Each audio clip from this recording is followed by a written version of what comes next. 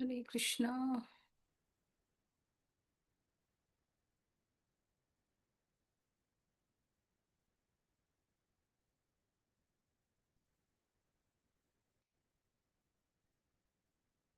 Hare Krishna. Hope I'm audible. Yes, Mataji. So we'll start with the prayers. Om Ajnana-timirandasya Jnananjana-shalakaya Chakshurunmilitam Yena Tasmai Shri Gurave Namaha. Shri Chaitanya Manovistam Stapitam Yena Bhutale Swayam Rupaya Kada Mahyam Dadanti Swapadantikam. Nama Om Vishnupadaya Krishna Prishtaya Bhutale श्रीमते भक्ति वेदांत स्वामी इति नामिने। नामस्ते सरस्वती देवी गौरवाणी प्रचारिणे निर्विशेषा शून्यवादी पाश्चाता देशतारिणे। जय श्री कृष्ण चैतन्या प्रभु नित्यानंदा श्री अद्वैता गदाधार श्रीवासादि गौर भक्त वृंदा। हरे कृष्णा कृष्ण कृष्णा हरे हरे हरे रामा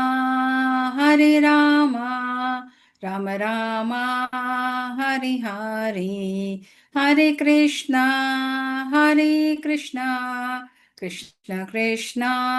हरे हरे हरे रामा राम रामा हरे हरे हरि हराय नमः कृष्णाय यादवाय नमः यादवाय माधवाय केशवाय नमः। हरिहराय नमः कृष्ण यादवाय नमः यादवाय माधवाय गोविंदाय नमः। श्री कृष्ण हरि बोल गोपाल हरि बोल राधा रमण गोविंद हरि बोल। श्री कृष्ण हरि बोल गोपाल हरि बोल राधा रमण गोविंद हरि बोल। जय राधा गोविंद राधे जय गौरनिताय जय गौरनिताय जय पंचतत्वा जय पंचतत्वा जय प्रभुपादा जय प्रभुपादा निताय गौर हरि बोल निताय गौर हरि बोल। So welcome you all to the Ekadashi recitation. Hare Krishna. Hare Hare Krishna, Krishna. Mataji. Pranam. Hare Krishna. I don't know, the file is not getting open here. Hare Krishna, what happened?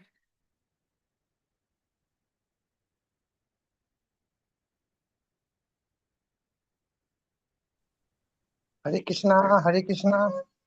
Hare Krishna, Prabhu. हरे कृष्ण माता जी। Hare Krishna, Mataji. Okay. Oh, I have to fix this. View. Why it is taking time?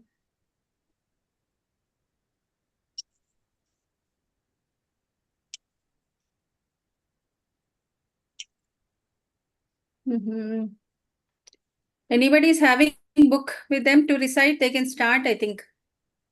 Mataji, how about you share the Veda base only, Mataji? Advanced view, Veda base advanced view. So only the shloka will appear. I have the PDF of chapters, all the chapters. Mataji, I have, but it is not getting open. I don't know Yes, why. it's not getting. Yeah. Just a minute, Mataji.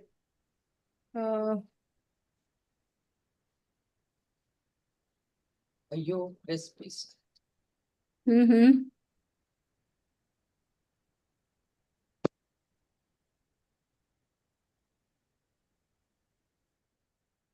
So Mataji, whoever has the book, can they start?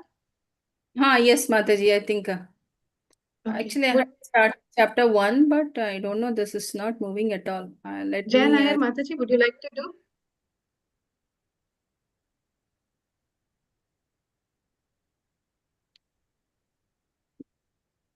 Wait, I will wait. Open vedabase.io.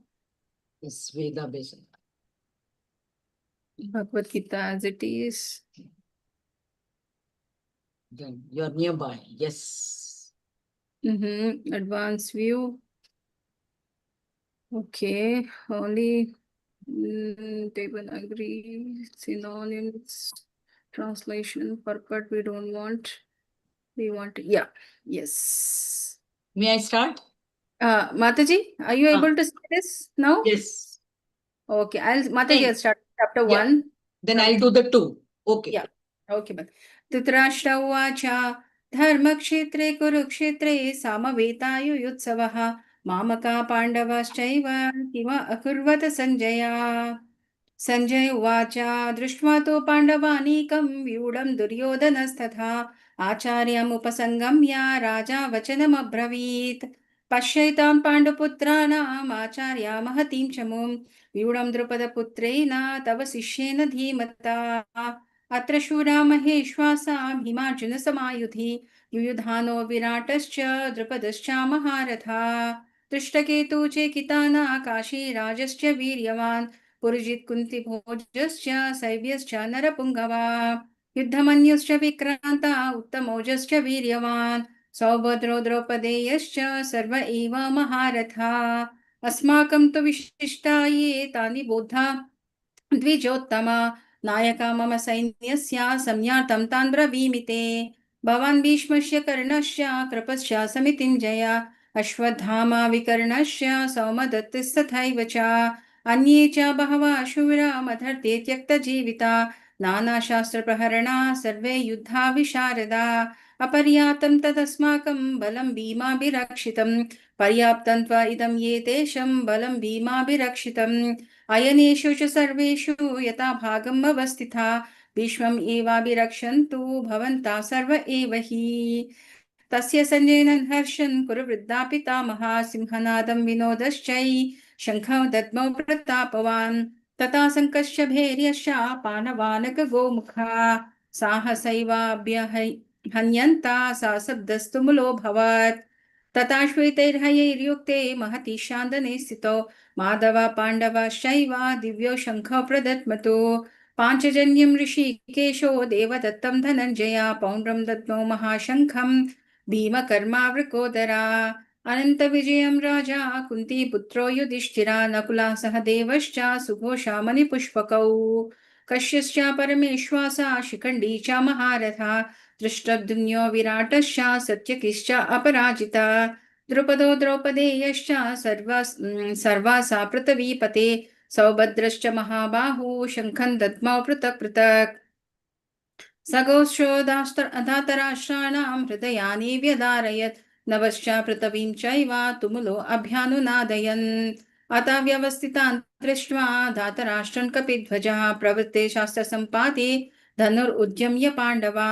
ऋषिकेशं तदा वाक्यम् इदम् आह महीपते अर्जुन उवाच सेनयोरुभयोर्मध्ये रथं स्थापय मे अच्युता यावद् एतान् निरीक्ष्येऽहं योद्धुकामानवस्थितान् कैर्माया सह योद्धव्यम् अस्मिन् रणासमुद्यमे योत्स्यामानान् अवेक्षेऽहं यायेते अत्र समागतः धातराष्ट्रस्य दुर्बुद्धे युध्ये प्रिया चिकित्सवः सञ्जय उवाच एवमुक्तो ऋषिकेशो गूढकेशेन भारत सेनयोरुभयोर्मध्ये स्थापयित्वा रथोत्तमम् भीष्मद्रोणप्रमुखतः सर्वेषां च महेक्षितम् उवाच पार्थ पश्यैतान् सामवेतान् कुरुनिति तत्र पश्चात् स्थितान् पार्थः पितॄन् अथा पितामहान् आचार्यं मातुलान् भ्रात्रान् पुत्रं पौत्रं सखींस्तथा स्वासुरान् सुहृदश्चैव सेनयोरुभयोरपि तान् समीक्षस्य कौन्तेय सर्वान् बन्धून् नवस्थितान् कृपया पर्याविष्टो विषिद्धन् इदमब्रवीत्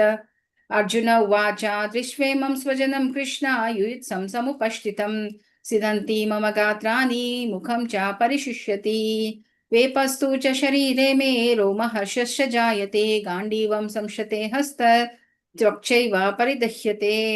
न च शक्नोमि अवस्थातुं भ्रमति वाच मे मनः निमित्तानि च पश्यामि विपरीतानि केशव न च श्रेयोनुपश्यामि हत्वा स्वाजनमाहवे न काङ्क्षे विजयं कृष्ण न च राज्यं सुखानि च किं नो राज्येन गोविन्द किं भोगैर्जीवितेन वा एषमर्थे काङ्क्षितं नो राज्यं भोगा सुखानि च ता इमे वशिता युद्धे प्राणां त्यक्त्या धनानि च आचार्या पितरा पुत्रस्तथैव च पितामहा मातुला श्वासुरा पौत्रा शाला सम्बन्धनस्तथा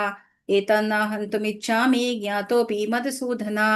अपि त्रैलोक्यराजस्य हेतो किं नु मही कृते निहत्या दातराष्ट्राणा का प्रीतिः स्यात् जनार्दना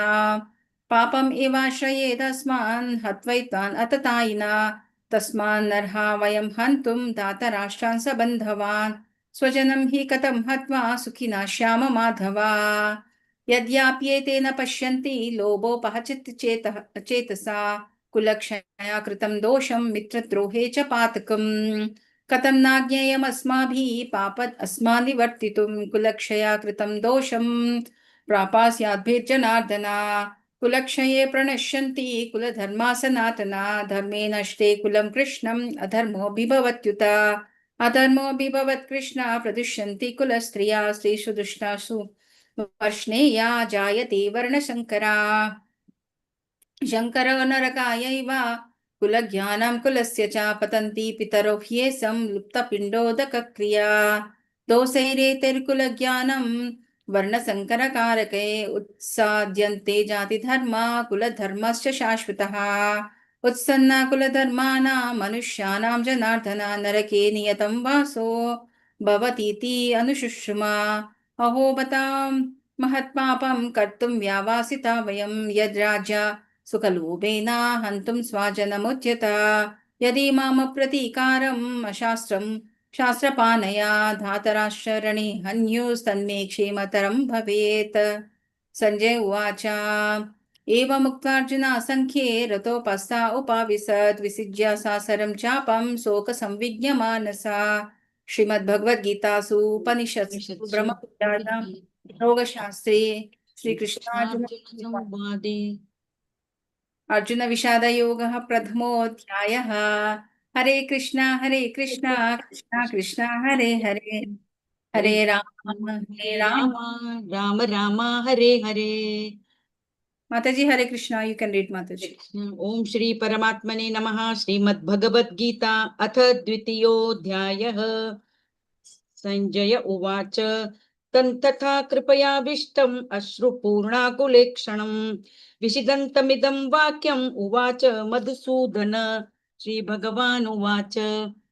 कुतस्त्वाकस्मलमिदं विषमे समुपस्थितम् अनार्यजुष्टमस्वर्ग्यम् अकीर्तिकरमर्जुन क्लैब्यं मास्मं गमः पार्थ नैतत्त्वयुपपद्यते श्रुद्धं हृदय दौर्बल्यं त्यक्त्योत्तिष्ठ परन्तप अर्जुन उवाच कथं भीष्ममहं सङ्ख्ये द्रोणै च मधुसूदन इषुभिः प्रतियोत्स्यामि पूजार्हा वरिसूदन गुरून् हत्वा हि महानुभावान् श्रेयो भोक्तुं भैक्षमपि लोके हत्वार्थकामास्तु गुरुनिहैव भुञ्जीय भोगान् रुधिर प्रदिग्धान् चैतदिग्ध्वं कतरन्नो गरियो यद्वो जयेम यदि वा नो जयेयुः यानेव हत्यान जिजीविषामस्तेव स्थिताः प्रमुखे धार्तराष्ट्राः कार्पण्यदोषोपहतः स्वभावः पृच्छामि त्वां धर्मसम्मूढा चेताः यच्छ्रेयस्यानि निश्चितं ब्रूहि तन्मे शिष्यतेऽहं शाधिमान् त्वां प्रपन्नं न हि प्रपश्यामि ममापनुद्यात् यच्छोकं मिन्द्रियाणम् अवाप्य भूमावसपन्नं रुद्धं राज्यं सुराणामपि चाधिपत्यम्। संजय उवाच एवमुक्त्वा ऋषिकेशं गुडाकेशः परन्तप न योत्स इति गोविन्दम् उक्त्वा तूष्णीं बभूवः। तमुवाच ऋषिकेश प्रहसन्निव भारत सेनयोरुभयोर्मध्ये विषिदन्तमिदं वचः। श्रीभगवानुवाच अशोच्यान् वशोच्यत्स्वं प्रज्ञान् वादांश्च भाषसे गतासु न गतासुश्च नानुशोचन्ति पंडिताः न त्वेवाहे जातु नासन् न त्वं नेमे जनाधिपाः न चैव न भविष्यामः सर्वे वयमतः परम् देहिनोऽस्मिन् यथा देहे कौमारै यौवनै जरा तथा देहान्त प्राप्तिर्धीरस्तत्र न मुह्यते मात्र स्पर्शास्तु कौन्तेय शीतोष्ण सुख दुःखदा आगमापायिनो नित्यास्तांस्ति तिक्षित्स्व भारत यं हि न व्यवत्यन्त्येते पुरुषं पुरुषर्षभ समदुःख सुखं धीरं सोमृत्वाय कल्पते नासतो विद्यते भावो न भावो विद्यते सतः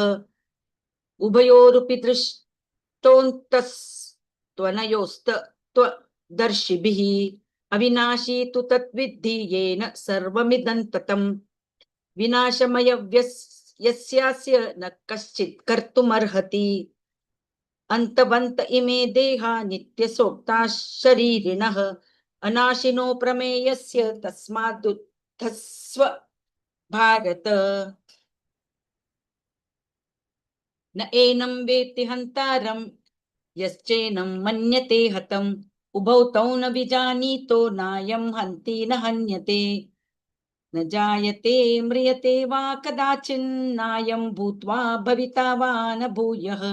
अजो नित्यः शाश्वतोऽयं पुराणो न हन्यते हन्यमाने शरीरे वेदा विनाशिन्नित्यै नित्यं य एनमजमव्ययम् कथं स पुरुषः पार्थ कंघात यति हन्तिकम् वासांसि जीर्णानि यथा विहाय नवानि गुणहाति नरोपराणि शरीराणि विहाय जीर्णा न्यन्यानि संयाति नवानि देहि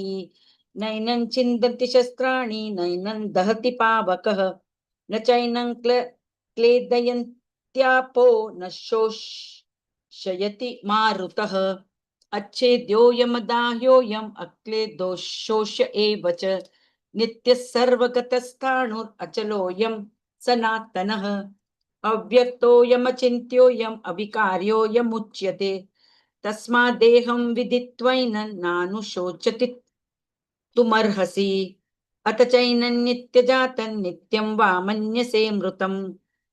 तथापि त्वं महाबाहो नैवं शोचितुमर्हसि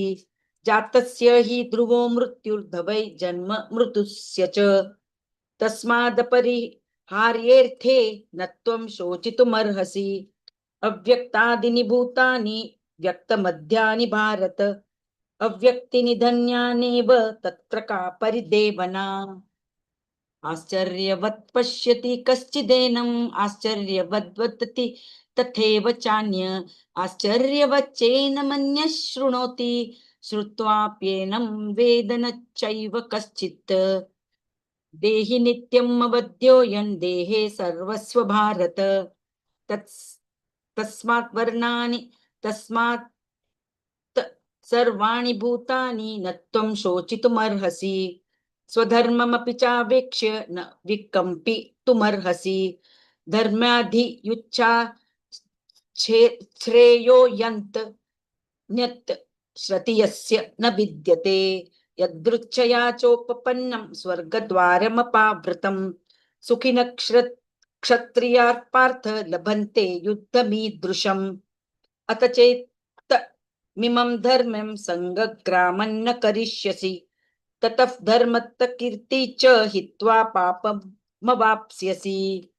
अकीर्ति चापि भूतानि कथयिष्या यस्यन्ति ते व्ययाम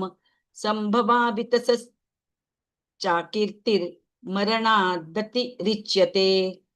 भयाद्रण दुपरतं मन्स्यन्ते त्वां महारथाः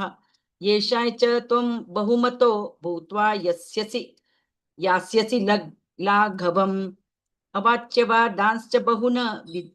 वदिष्यन्ति तवाहिताः निन्दन्तस्त्वव सामर्थ्यं ततो दुःखतरन्नुकम् नुक्किं हतो वा प्राप्स्यसि स्वर्गै जित्वा वा भोक्ष्यसे महीम् तस्मादुत्तिष्ठ कौन्तेय युद्धाय कृतनिश्चयः सुखदुःखे समे कृत्वा लाभालाभौ जयाजयौ ततो युद्धाय युज्यस्व नैवं पापमवाप्स्यसि एषा ते विहिता सांख्ये बुद्धिर्योगे त्विमां शृणु बुद्ध्या युक्तो यया पार्थ कर्मबन्धं प्रहास्यसि नेहाभिक्रमनाशोऽस्ति प्रत्यवायो न विद्यते स्वल्पमपस्य धर्मस्य त्रायते महतो भयात् व्यवसायितात् बुद्धिरेकेह कुरु नन्दन बहुशाखाह्यनन्ताश्च बुद्धयो व्यवसायिनाम् यामिमां पुष्यति मां पुष्पितां वाचं प्रवदन्त्य विपिश्चितः वेदवादरताः पार्थ नान्यदस्तितिवादिनः कामात्मानः स्वर्गपरा जन्म कर्म फलप्रदाम् क्रियाविशेष बहुलां भोगेश्वर्य गतिं प्रति भोगेश्वर्य प्रसक्तानां तया प्रहुतचेतसाम् व्यवसायात्मिका बुद्धिः समाधौ न विधीयते त्रैगुण्य विषया वेदा निस्त्रैगुण्यो भवार्जुन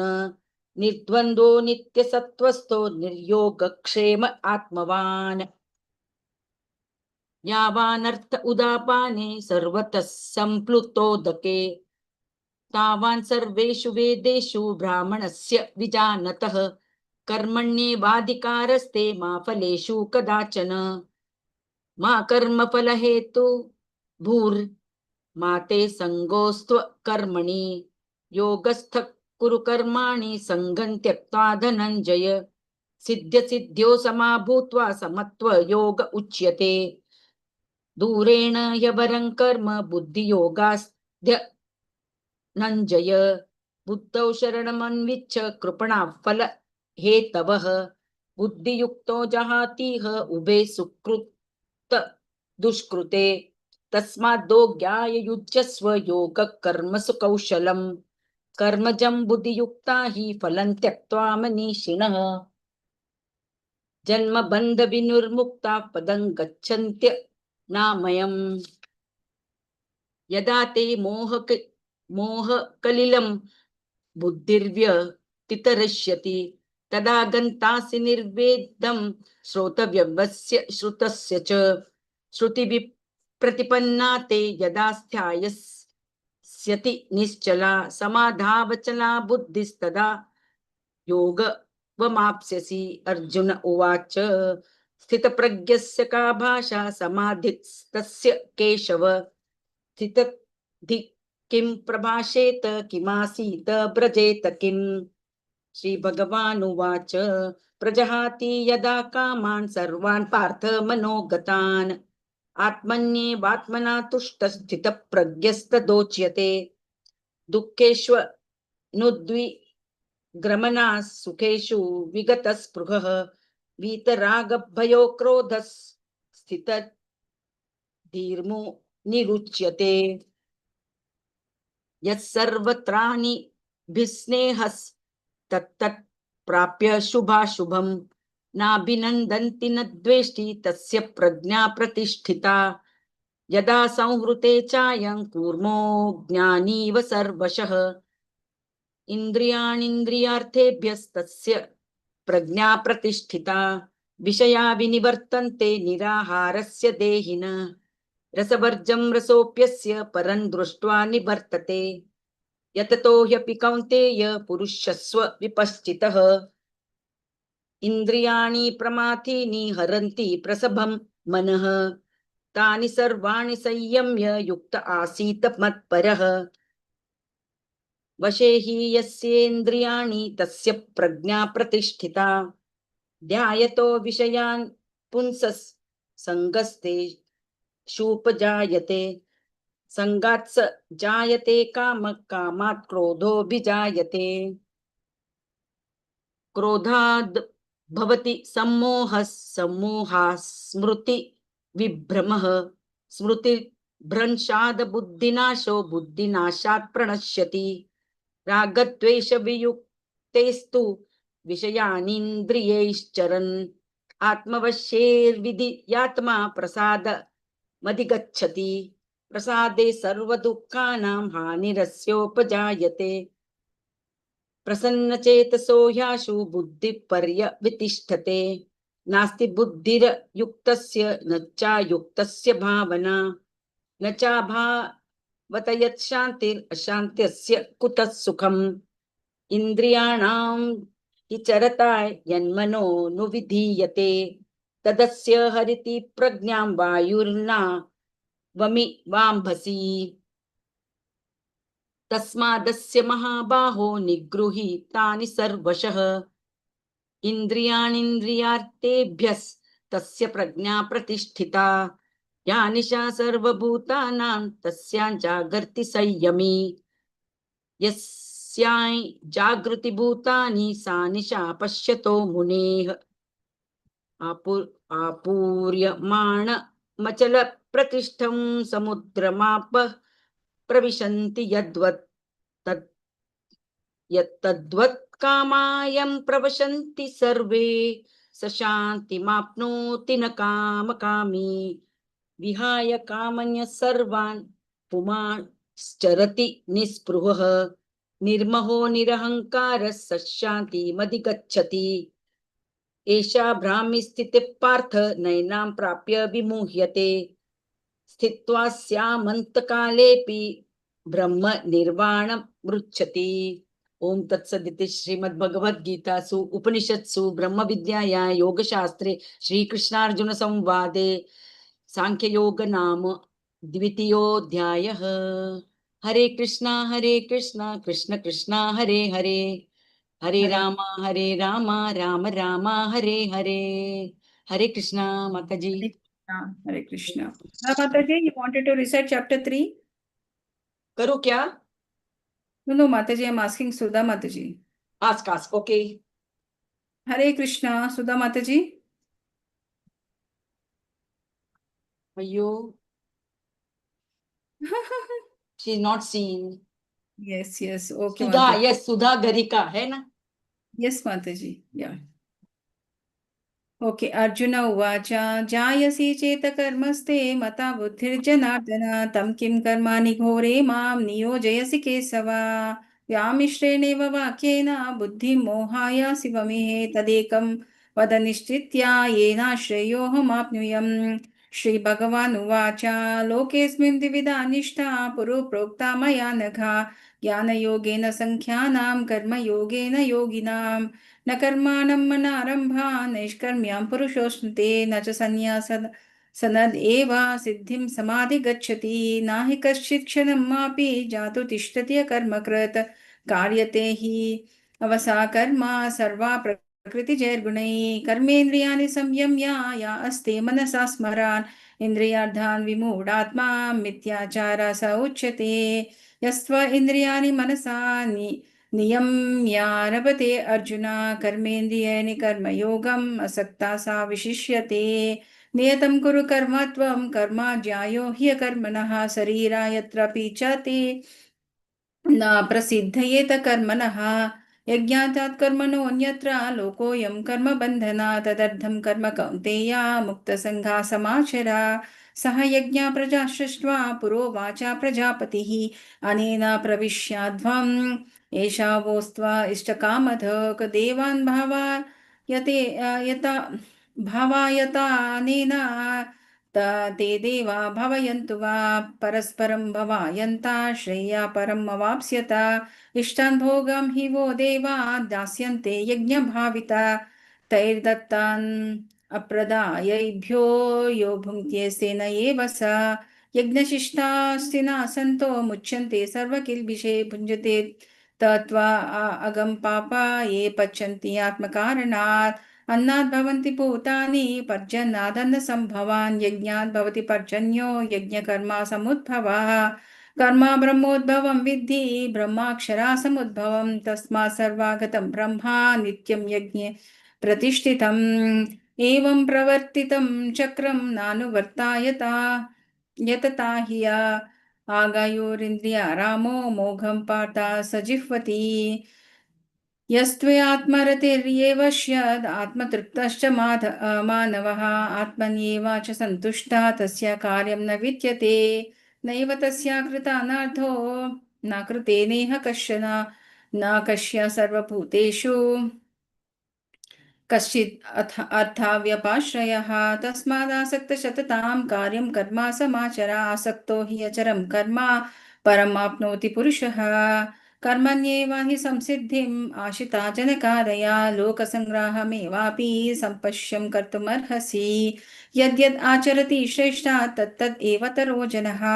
स यत् प्रणामं कुरुते लोकस्तद् अनुवर्तते न मे पर्तष्टि कर्तव्यं त्रिषु लोकेषु किञ्चन नानावाप्तम् अवाप्तव्यं वर्ता एव च कर्मणि यदेहि अहं न वर्तेयं तातु कर्माणि अतीन्द्रिया अतान्द्रिता मम वर्त्मानुवर्तन्ते मनुष्या पार्थ सर्वशः उत्सितेयुर्मे लोका न कुर्यं कर्म चेदहं शङ्करस्य च कर्तास्यम् उपाहन्यम् इमा प्रजा सक्ता कर्मण्ये अविद्वांसो यथा कुर्वन्ति भारत कुर्याद् विद्वांसता सक्ता चिकीर्षुर्लोकसङ्ग्रहम् न बुद्धिभेदं जानायेत् अज्ञानं कर्मसङ्गिनां जोषयेत् सर्वकर्माणि विद्वान् युक्ता समाचरन् प्रकृते क्रियमाणानि गुणे कर्माणि सर्वसा अहङ्कारा विमूढात्मा कर्ताहम् इति मन्यते तत्त्ववित्तु महाबाहो गुणकर्मा विभागयो गुणगुणेषु वर्तन्ते इति मत्वा न सज्जते प्रकृते गुणसम्मूढा सज्जन्ते गुणकर्मसु तान् कृष्णविदो मन्दान् कृष्णविन्ना विचालयेत् मयि सर्वाणि कर्माणि सन्न्यासाध्यात्म चेतसा निर्ममो भूत्वा युज्यस्व विगताज्वरा ये मे मतमिदं नित्यानुतिष्ठन्ति मानवा श्रद्धावन्तो न श्रूयन्तो मुच्यन्तेऽपि कर्मभिः ये त्वा एतद् अभ्यासुयन्तो नानुतिष्ठन्ति मे मतां सर्वज्ञानाविमूढं स्तान् विद्धि नाष्टान्न चेतसाम् सादृशं चेष्टते श्वस्य प्रकृते ज्ञानवान् अपि प्रकृतिं यान्ति भूतानि निग्रहार् किं करिष्यति इन्द्रियास्येन्द्रियार्थार्थे रागद्वेषौ व्यवस्थितौ तयोर्नवसमागच्छे तौ हि अस्य परिपन्थिनौ श्रेया स्वधर्मविगुणः परधर्मा स्वनुष्ठितात् स्वधर्मे दिदं श्रेया परधर्मो भयावः अर्जुन उवाच अत केन प्रयुक्तोऽयं पापं चरति पुरुषः अचिन्नमपि वर्ष्णेया बलद् इव नियोजितः श्रीभगवान् उवाच काम एष क्रोध एष रजो गुणः समुद्भव महासानो महापाप्मा विद्धि नमिह वैरिणम् धूमेन व्रियते वह्नि यतो दर्शो मलेन च यथोल्बेनावृतो गर्भास्ततो तेनादम् आवृतं ज्ञानानाम् एतेन ज्ञानिनो नित्यवैरिणा कामरूपेण कौन्तेन दुष्पुरेण नलेन च इन्द्रियाणि मनोबुद्धिर् अस्याधिष्ठानमुच्यते विमोहायति एषा ज्ञानम् आवृत्तदेहिनां तस्मात् त्वम् इन्द्रियाणि अद्यो नियम भरतर्षभा पाप्मानं प्रजाह्येनं ज्ञानविज्ञाननाशनम् इन्द्रियाणि पराण्याहुरिन्द्रियभ्ये परं मनसस्तु परा बुद्धिर्ये बुद्धे परसस्तु स एवं बुद्धे परं बुद्ध्वा संस्थाभ्यात्मानमात्मना जाहि शत्रुं महाबाहो कामरूपं दुरशदं श्रीमद्भगवद्गीतासु उपनिषत्सु ब्रह्मविद्यायां योगशास्त्रे श्रीकृष्णार्जुनसंवादे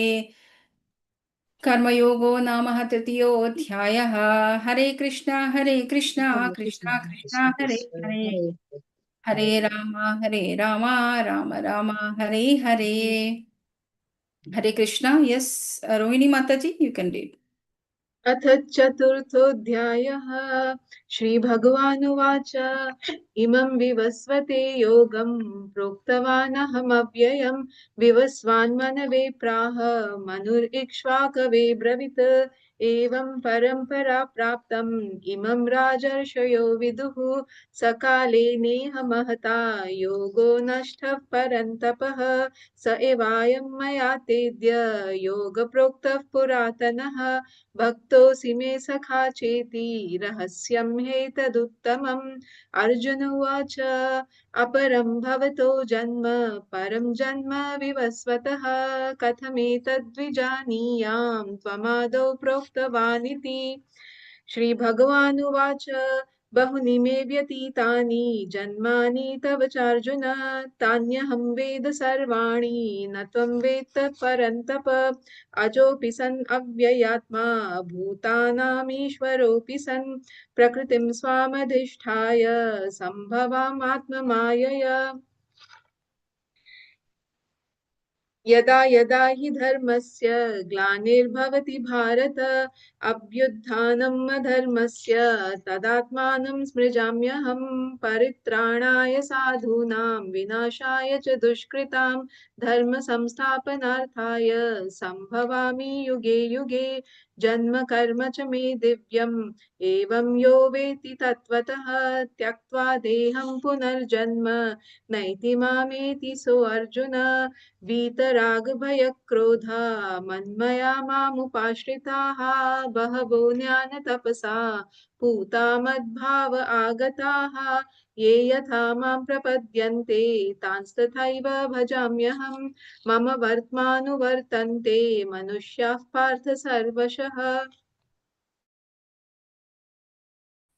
काङ्क्षन्तः कर्मणां सिद्धिं यजन्त इह देवताः क्षिप्रं हि मानुषे लोके सिद्धिर्भवति कर्मजा चातुर्वर्ण्यं मया सृष्टं गुणकर्म विभागशः तस्य कर्तारमपि मां विद्य कर्तारमव्ययं न मां कर्माणि लिम्पन्ति न मे कर्मफले स्पृहा इति मां योऽभिजानाति कर्मभिर्न स बध्यते एवं ज्ञात्वा कृतं कर्म पूर्वैरपि मुमुक्षुभिः कुरु कर्मैव तस्मात् त्वं पूर्वैः पूर्वतरं कृतं किं कर्म किम् अकर्मेति कव्योऽप्यत्र मोहिताः तत्ते कर्म प्रवक्ष्यामि यद्यात्वा मोक्ष्यसे शुभात् कर्मणो हि कर्मणो कर्मणो ह्यपि बोद्धव्यं च विकर्मणः अकर्मणश्च बोद्धव्यं गहना कर्मणो गतिः कर्मण्य अकर्मयः पश्येद् अकर्मणि च कर्म यः स बुद्धिमान् मनुष्येषु स युक्तः कृत्स्नकर्मकृत्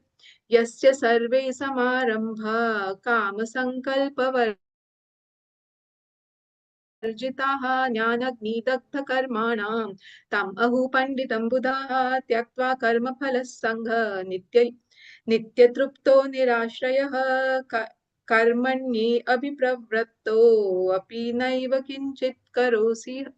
करोति सः निराशीरयता चित्तात्मा त्यक्तसर्वपरिग्रहः शारीरं केवलं कर्म कुर्वन्नाप्नोति किल्बिषं यदृच्छालभसन्तुष्टो द्वन्द्ववित्तो विमत्सरः समसिद्धावसिद्धौ च कृत्वापि न निबध्यते गतसङ्गस्य मुक्तस्य ज्ञानवस्थितचेतसः यज्ञाचरत कर्म समग्रं प्रविल्यते ब्रह्मार्पणं ब्रह्महविर्ब्रह्मग्नो ब्रह्मणः हुतं ब्रह्मैव तेन गन्तव्यं ब्रह्म कर्म समाधिना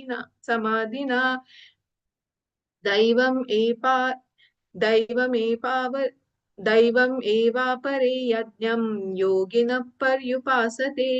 ब्रह्माग्नैव परे यज्ञं यज्ञनैवोपजुह्वति श्रोत्रानीन्द्रियाणि अन्ये समयज्ञेषु जुह्वति शब्दादीनि विषयान् अन्य इन्द्रियाग्निषु जुह्वति सर्वान् इन्द्रियकर्माणि प्राणकर्माणि चापरे आत्मसंयम्य योगो जुह्वति ज्ञानदीपिते द्रव्ययज्ञस्तपो यज्ञ योगो यज्ञस्तथा परे स्वाध्याय ज्ञानयज्ञैश्च यतः संशितव्रताः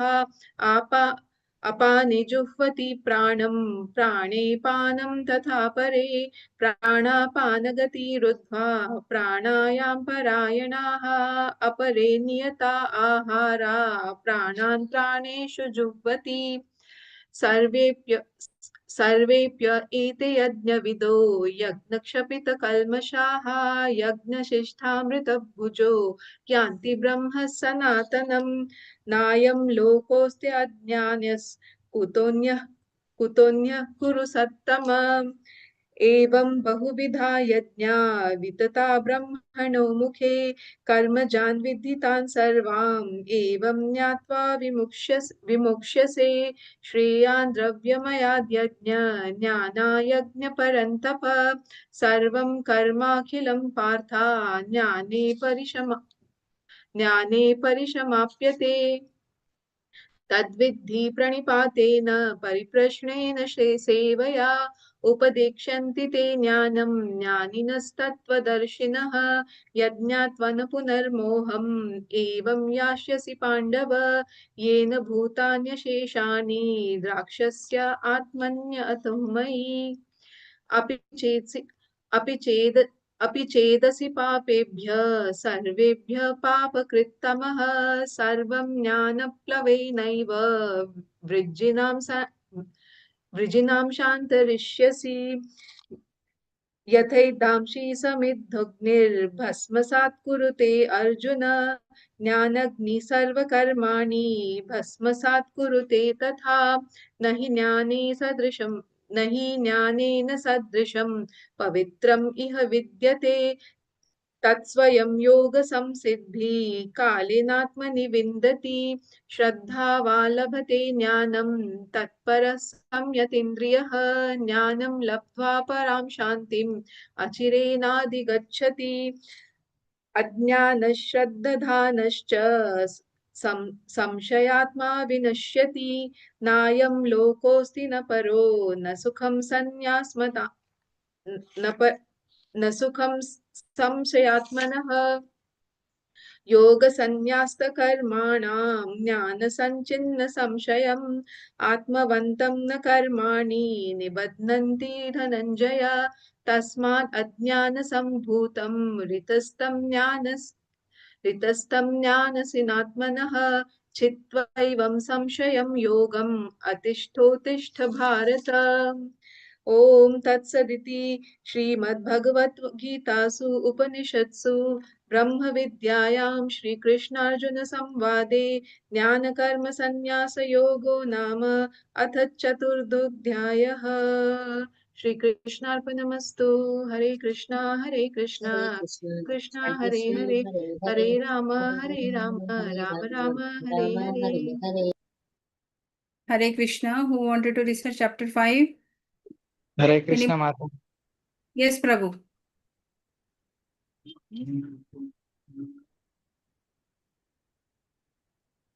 Arjun, Hare Krishna, fifth chapter, Bhagavad Gita, Karma Yoga, Action in Krishna Consciousness. Arjuna Uvacha, Sannyasam Karmanam Krishna, Punaryogam cha Samsasi, Yashreya Etayor Ekam, Tanme Bruhi, Sunichitam, Sri Bhagavan Uvacha, Sannyasa Karma Yogasya, निश्रेयस कराव उभाव तयोस्तु कर्म संन्यासात् कर्मयोगो विशिष्यते ज्ञेया स नित्य सन्यासी यो न द्वेष्टि न कांक्षति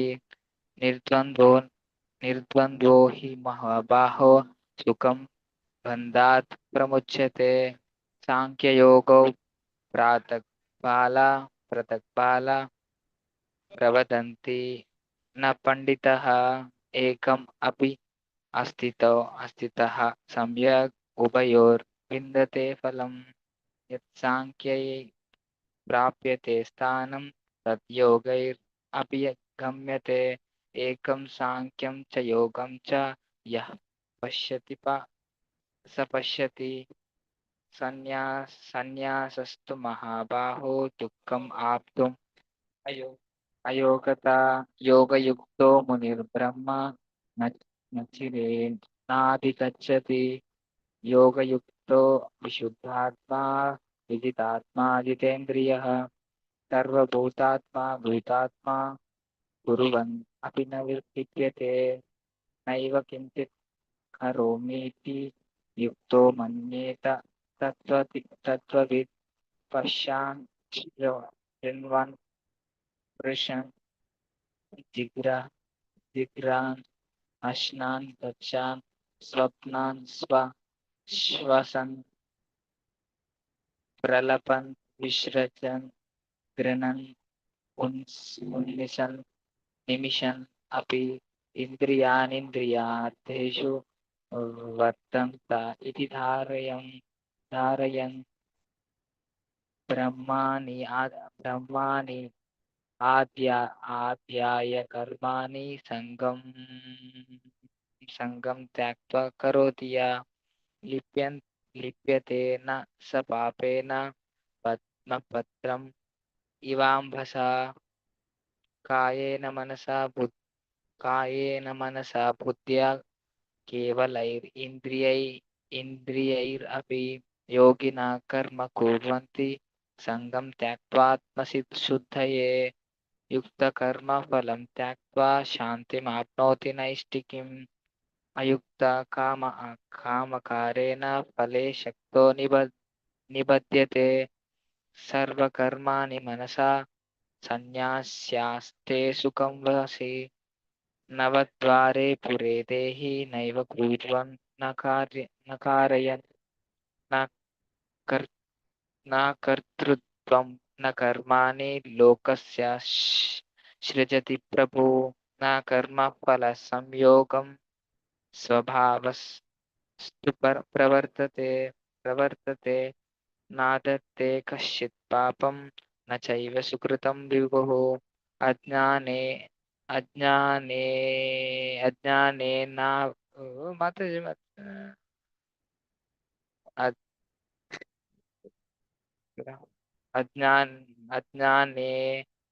अज्ञानेनावृतं ज्ञानं तेन मुह्यन्ति जान्तवः ज्ञानेन तु तत् अज्ञानं येषां नाशितम् आत्मना तेषाम् आदित्यज्ञानं प्रकाशयति तत्र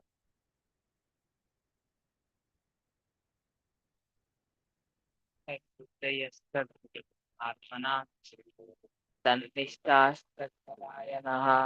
गच्छन्ति अपुनरवृत्तिं निर्धूतकल्मषः विद्या विनय संपन्ने ब्राह्मणे गविहस्तिने शुने चैव स्वपाके च पंडितः समदर्शनः इहैवातैर्विजितः सर्गो येषां साम्ये स्थितं मनः निर्दोषं हि समं ब्रह्म तस्मात् ब्रह्मणि ते स्थितः न प्रह्यस्येत् प्रियं प्राप्य नोद्विजेत् प्राप्य चाप्रियं स्थिरबुद्धिः असम्मूढो ब्रह्मणि स्थितः बाह्यस्पर्शेषु अवसक्तात्मा विन्दति आत्मनि यत् सुखं स ब्रह्मयोगयुक्तात्मा सुखं क्षयम् आश्नुते ये हि संपर्शजा भोगा दुःखयोनय एव ते आदि अन्तवत् कौन्तेय न तेषु रमते बुधः शक्नोति हैव यः सोढुं प्राक् शरीरविमोक्षणात् कामक्रोधोद्भवं वेगं स युक्ता स सुखी नरा यो अन्तः सुखो अन्तर् आरामस्तथान्तर्ज्योतिरेव या स योगी ब्रह्म निर्वाणं ब्रह्मभूतो अधिगच्छति लभन्ते ब्रह्मनिर्वाणं ऋषया क्षीण कल्मषः छिन्नद्वैदा यतात्माना सत्ताहिते रतः कामक्रोधो विमुक्तान् यतीनां यतचेतसाम् अभितो ब्रह्मनिर्वाणं वर्तते विदितात्मनं स्पर्शान् कृत्वा बहिर्बाह्यं चैवान्तरे ध्रुवो दानापानौ समौ कृत्वा नासाभ्यन्तरचारिणौ यतेन्द्रिया मनोबुद्धिर्मुनिर्मोक्ष परायणा विगतेच्छा भयक्रोधो यः सदा मुक्त एव स भोक्तारां यज्ञतपसां महेश्वरं सुहृदं सर्वभूतानां ज्ञात्वा मां शान्तिमृच्छति। हरे Krishna Krishna Krishna Hare Hare Hare Ram Ram Ram Hare Hare. Thank you. Hare Hare Krishna. Who wanted to recite chapter 6? Mataji, Yes. I will read Mataji. Yes, Mataji, you can read.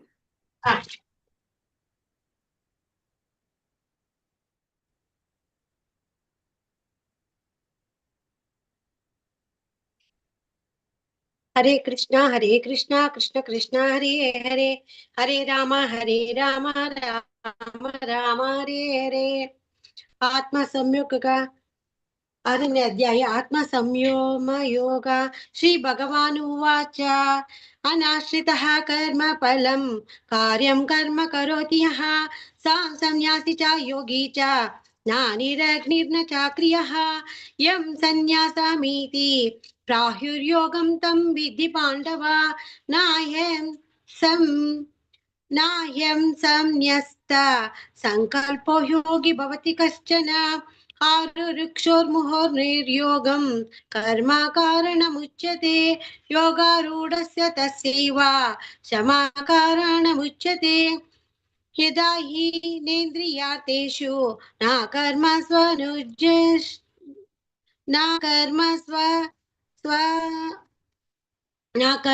स्वनुषज्यते सर्वसंकल्प संन्यासी योगारूढस्तदोच्यते उद्धरेदात्मनात्मानं नात्मानमवसादयेत् आत्मैव ह्यात्मनो बन्धुरात्मैव पुरात्मनः बन्धुरात्मात्मनस्तस्य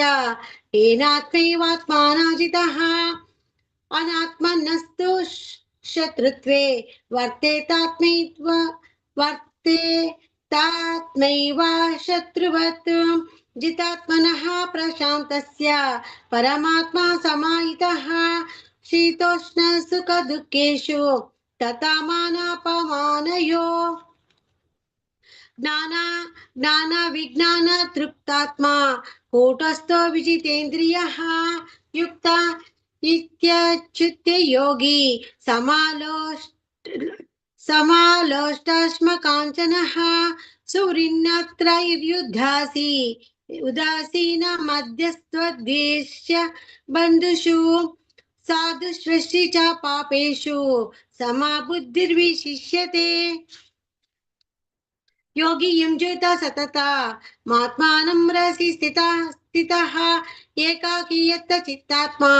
निराशीर परिग्रह शुचो देशे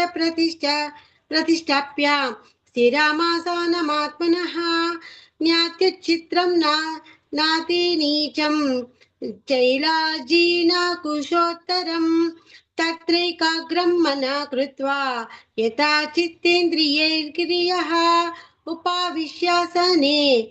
युञ्ज्याद्योगमात्मविशुद्धये समं काय शिरोग्रीवं धारयन्नचलं शिरः सम्प्रेक्ष्य नासिकाग्रं स्वं दिशश्चानवलोकयन् प्रशान्तात्मा विगतभिः ब्रह्मचारी व्रते स्थितः मनः संयमुच्चित्तो युक्तः सीतमत्परः युञ्जन्नेवं सदात्मानं योगी नियतमानसः शान्तिं निर्वाण परमामं मत्संस्थामाधिगच्छति नात्यश्नतस्तु योग्योऽस्ति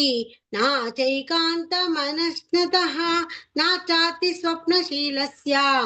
जाग्रतो नैव चार्जुनः युक्तहाराविहारस्य युक्ताचेष्टस्य कर्मसु युक्तस्वप्नावबोधस्य योगो भवति दुःखः यदा विनीयतं चित्तमात्मानैव वतिष्ठते निःस्पृहा सर्वकामेभ्यो युक्ता युज्यचिते तदा यथा दीपो निवातस्थो नेमगन्ते सोपामा स्मृता योगिनो यथा चित्तस्य युज्यन्तो योगमात्मनः यत्र परामते चित्तं निरुद्धं योगसेवाया यत्र चैवात्मनमात्मानं पश्यन्यात्मानि तुष्यति सुखमात्यन्तिकं यत्त यत्तदुद्विग्राह्यमतीन्द्रियं वेति यत्र न चैवायं स्थितश्चलति तत्त्वतः यं लब्ध्वा च परं लाभं मन्यतेनाधिकं ततः यस्मिन् स्थितो न दुःखेन गुरुणामापि विचाल्यते तं विद्या दुःख संयोग वियोगं योगसञ्जितं न निश्चयेन योक्तव्यो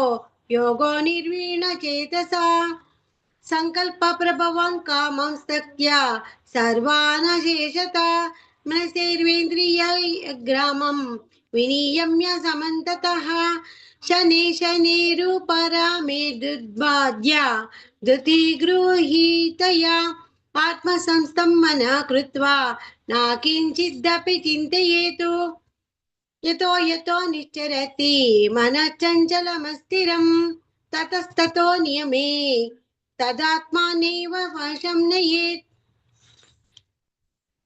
प्रशान्तमनसं ह्येनं योगिनं सुखमुत्तमम् उपैति शान्तरजसं ब्रह्मभूतमकल्मषं युञ्जन्नेवं सदात्मानं योगी विरक्तकल्मषः सुखेन ब्रह्म संस्पर्शमत्यन्तं सुखमश्नुते सर्वभूतस्थमात्मानं सर्वभूतानि चात्मनि ईक्षते योगयुक्तात्मा सर्वथा समदर्शनः यो मां पश्यति सर्वत्र सर्वं च मयि पश्यति तस्याहं न प्रणश्यामि सा च मे न प्रणश्यति सर्वभूतस्थितं यो मां भजत्येकत्वमास्थितः सर्वथा वर्तमानो अपि स योगी मयि वर्तते आत्मोपम्येन सर्वथा समं पश्यति यो अर्जुन सुखं वा यदि वा दुःखं सा योगी परमो मतः अर्जुन उवाच योऽयं योगस्त्वया प्रोक्तः साम्येन मधुसूदन एतस्याहं न पश्यामि चञ्चलत्वात् स्थितिं स्थिरां चञ्चलं हि मनः कृष्ण प्रमाति बलवदृढं तस्याहं निग्रहं मन्ये वायोरिव सुदुष्करम् श्रीभगवानुवाच असंशयं महाबाहो मनोदुर्निग्रहं चलम् अभ्यासेन तु कौन्तेय वैराग्येण च गृह्यते असंयमतात्मात्माना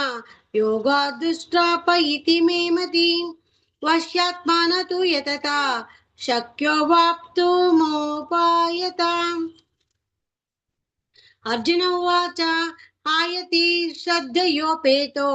योगश्चलितमानसः अप्राप्य योगसंसिद्धि कां गतिं कृष्ण गच्छति कश्चिन्नो भयविभ्रष्टि कश्चिन्न भयविभ्रष्ट छिन्नाभ्रमीव नश्यति अप्रतिष्ठो महाबाहो विमूढो ब्रह्मणापति एतन्मे संशयं कृष्ण चेतोमहर्त्य शेषतः त्वदन्य संशयं स्यास्य चेतानायुपपद्यते श्रीभगवानुवाच पार्थानैवेह नामुत्रा विनाशस्तस्य विद्यते नाहि कल्याणकृत कश्चिन् दुर्गतिं तात गच्छति प्राप्य पुण्यकृतं लोकानिश्चत्वशाश्वती समां शुचीनां श्रीमतां गेये योगो भ्रष्टो विजायते अथवा योगिनामेव कुले भवति धीमताम् एतद्धि दुर्लभतरं लोके जन्म यदीदृशं तत्र तं बुद्धि संयोगं लभते देहिकं यतते च ततो भूया संसिद्धो कुरु नन्दन पूर्वाभ्यासेन तेनेव्य हीर्यते हैवशोऽपि सः जिज्ञासुरपि योगस्य शब्दा ब्रह्माति वर्तते प्रयत्नाद्यतमानस्तु योगी संशुद्धि किल्बिषः अनेक जन्म संसिद्धस्ततो याति परां गतिम् तपस्विभ्योऽधिको योगी ज्ञानिभ्योऽपि मतोऽधिकः कर्मिभ्यश्चाधिको योगी तस्माद् योगी भवार्जुन योगिनामपि सर्वेषां मद्गतेनान्तरात्मना श्रद्धावान् भजते यो मां सा मे युक्ततमो मतः ओम तत्सदिति श्रीमद्भगवद्गीतापनिषत् ब्रह्म विद्यां योगशास्त्रे श्रीकृष्णार्जुन संवादे आत्मा संयम योगो नाम षष्ठोऽध्यायः समाप्तम्। श्रीकृष्णार्पणमस्तु। हरे कृष्णा कृष्ण कृष्ण हरे हरे हरे राम राम राम हरे हरे। हरे कृष्ण माता जी। ಧನ್ಯವಾದಗಳು ಮಾತಾಜಿ. कृष्ण माताजी। हरे कृष्ण। यस, हर्षाली माता जी, हरे कृष्ण। हरे कृष्ण। अथ सप्तमोऽध्यायः। श्रीभगवानुवाच मय्यासक्तमनः पार्थ योगं युञ्जन्मदाश्रयः असंशयं समग्रं मां यथा ज्ञास्यसि तच्छृणु ज्ञानं तेऽहं सविज्ञानम् इदं वक्ष्याम्यशेषतः यज्ञात्वा नेह भूयोऽन्यत् ज्ञातव्यम् अवशिष्यते मनुष्याणां सहस्रेषु कश्चिद्यतति सिद्धये यततामपि सिद्धानां कश्चिन्मां वेत्ति तत्त्वतः भूमिरापो नलो वायुः खं मनो बुद्धिरेव च अहङ्कार इति यं मे भिन्ना प्रकृतिरष्टधा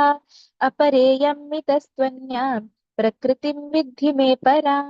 जीवभूतां महाबाहो ययेदं धार्यते जगत् एतद्योनीनि भूतानि सर्वाणीत्युपधारय अहं कृत्स्नस्य जगतः प्रभवप्रलयस्तथा मत्तः परतरं नान्यत् किञ्चिदस्ति धनञ्जय मयि सर्वमिदं प्रोतं सूत्रे मणिगणा इव रसोऽहमप्सु कौन्तेय प्रभास्मि शशिसूर्ययोः प्रणवः सर्ववेदेषु शब्दखे पौरुषनृषु पुण्यो गन्धपृथिव्यां च तेजश्चास्मि विभावसौ जीवनं सर्वभूतेषु तपश्चास्मि तपस्विषु बीजं मां सर्वभूतानां विद्धि पार्थ सनातनं बुद्धिर्बुद्धिमतामस्मि तेजस्तेजस्विनामहं बलं बलवतां चाहं कामरागविवर्जितं धर्माविरुद्धो भूतेषु कामोऽस्मि भरतर्षभ ये चैव सात्विका भावा राजसास्तामसाश्च ये मत्त एवेति तान् विद्धि न त्वहं तेषु ते मयि त्रिभिर्गुणमयैर्भावैः एभिः सर्वमिदं जगत् मोहितं नाभिजानाति मामेभ्यः परमव्ययम् दैवी ह्येषा गुणमयी मम माया दुरत्यया मामेव ये प्रपद्यन्ते मायामेतां तरन्ति ते न मां दुष्कृतिनो मूढाः प्रपद्यन्ते न राधमाः माययापहृतज्ञाना आसुरं भावमाश्रिताः चतुर्विधा भजन्ते मां जनाः सुकृतिनोऽर्जुन आर्तो जिज्ञासुरर्थार्थी ज्ञानी च भरतर्षभ तेषां ज्ञानी नित्ययुक्त एकभक्तिर्विशिष्यते प्रियो हि ज्ञानिनोत्यर्थम् अहं स च मम प्रियः उदारः सर्व एवैति ज्ञानी त्वात्मैव मे मतम् आस्थितः स हि युक्तात्मा मामेवानुत्तमां गतिम् बहूनां जन्मनामन्ते ज्ञानवान् मां प्रपद्यते वासुदेवः सर्वमिति समहात्मा सुदुर्लभः कामैस्तैस्तैहृतज्ञानाः प्रपद्यन्तेऽन्यदेवताः तं तं नियममास्थाय प्रकृत्या नियता स्वया यो यो यां यां तनुं भक्तः श्रद्धयार्जितुमिच्छति तस्य तस्याचलां श्रद्धां तामेव विदधाम्यहम् सतया श्रद्धया युक्तः तस्याराधनमीहते लभते च ततः कामान् मयैव विहितान् हितान् अन्तवत्तु फलं तेषां तद्भवत्यल्पमेधसाम् देवान् देवयजो यान्ति मद्भक्ता यान्ति मामपि अव्यक्तं व्यक्तिमापन्नं मन्यन्ते मामबुद्धयः परं भावमजानन्तो ममाव्ययमुत्तमम् नाहं प्रकाशः सर्वस्य योगमाया समावृतः मूढोऽयं नाभिजानाति लोको मामजमव्ययम् वेदाहं समतीतानि वर्तमानानि चार्जुन भविष्याणि च भूतानि मां तु वेद न कश्चन इच्छाद्वेषसमुत्थेन द्वन्द्वमोहेन भारत सर्वभूतानि सम्मोहं सर्गे यान्ति परन्तप येषां त्वन्तगतं पापं जनानां पुण्यकर्मणां ते द्वन्द्वमोहनिर्मुक्ता भजन्ते मां दृढव्रताः जरामरणमोक्षाय मामाश्रित्य यतन्ति ये ते ब्रह्म तद्विदुः कृत्स्नम् अध्यात्मं कर्म चाखिलम् साधिभूताधिदैवं मां साधियज्ञं च ये विदुः प्रयाणकालेऽपि च मां ते विदुर्युक्तचेतसः ॐ तत्सदिति श्रीमद्भगवद्गीतासु उपनिषत्सु ब्रह्मविद्यायां योगशास्त्रे श्रीकृष्णार्जुनसंवादे सप्तमोऽध्यायः हरे कृष्णा कृष्ण कृष्णा हरे हरे हरे राम राम राम हरे हरे हरे कृष्ण माताजी अथ हरे कृष्ण। अष्टमोऽध्यायः अर्जुन उवाच किं तद्ब्रह्म किमध्यात्मं किं कर्म पुरुषोत्तम अधिभूतं च किं प्रोक्तम् अधिदैवं किमुच्यते अधियज्ञः कथं कोत्र देहेऽस्मिन् मधुसूदन प्रयाणकाले च कथं ज्ञेयोऽसि नियतात्मभिः श्रीभगवानुवाच अक्षरं ब्रह्म परमं स्वभावोऽध्यात्ममुच्यते भूतभावोद्भवकरो विसर्गः कर्मसन्नितः अधिभूतं क्षरो भावः पुरुषश्चाधिदैवतम् अधियज्ञोऽहमेवात्र देहे देहभृतां वर अन्तकाले च मामेव स्मरन् मुक्त्वा कलेवरं यः प्रयाति समद्भावं याति नास्त्यत्र संशयः यं यं यापि स्मरन् भावं त्यजन्त्यन्ते कलेवरम् तं तमेवैति कौन्तेय सदा तद्भावभावितः तस्मात् सर्वेषु कालेषु मामनुस्मर युध्य च मय्यार्पितमनो बुद्धिः मामे वैश्यस्य संशयः अभ्यासयोगयुक्तेन चेतसा नान्यगामिना परमं पुरुषं दिव्यं याति पार्थानुचिन्तयन् कविं पुराणम् अनुशासितारम् अणोरणीयामनुस्मरेद्यः सर्वस्य धातारमचिन्त्य रूपम् आदित्यवर्णं तमसः परस्तात् प्रयाणकाले मनसाचलेन भक्त्या युक्तो योगबलेन चैव भ्रुवोर्मध्ये प्राणमावेश्य सम्यक् सतं परं पुरुषमुपैति दिव्यम् यदक्षरं वेदविदो वदन्ति विशन्ति यद्यतयो वीतरागाः यदिच्छन्तो ब्रह्मचर्यं चरन्ति तत्ते पदं संग्रहेण प्रवक्ष्ये सर्वद्वाराणि संयम्य मनोहृदि निरुध्य च मूर्धन्याध्यात्मनः प्राणम् आस्थितो योगधारणम् ओमित्येकाक्षरं ब्रह्म व्याहरन् मामनुस्मरन् यः प्रयाति त्यजन् देहं स याति परमां गतिम् अनन्यचेता सततं यो मां स्मरति नित्यशः तस्याहं सुलभः पार्थ नित्ययुक्तस्य योगिनः मामुपेत्य पुनर्जन्म दुःखालयमशाश्वतम् नाप्नुवन्ति महात्मानः संसिद्धिं परमां गताः आब्रह्म भुवनाल्लोकाः पुनरावर्तिनोऽर्जुन मामुपेत्य तु कौन्तेय पुनर्जन्म न विद्यते सहस्रयुगपर्यन्तम् अहर्यद्ब्रह्मणो विदुः रात्रिं युगसहस्रान्तं ते होरात्रविदो जनाः अव्यक्ताद्व्यक्तयः सर्वाः प्रभवन्त्यहरागमे रात्र्यागमे प्रलीयन्ते तत्रैवाव्यक्तसंज्ञके भूतग्रामस्य एवायं भूत्वा भूत्वा प्रलीयते रात्र्यागमे वशः पार्थ प्रभवत्यहरागमे परस्तस्मात् तु भावोऽन्यो व्यक्तो व्यक्तात् सनातनः यस्य सर्वेषु भूतेषु नश्यत्सु न विनश्यति अव्यक्तोऽक्षर इत्युक्तस्तमाहुः परमां गतिम् यं प्राप्य न निवर्तन्ते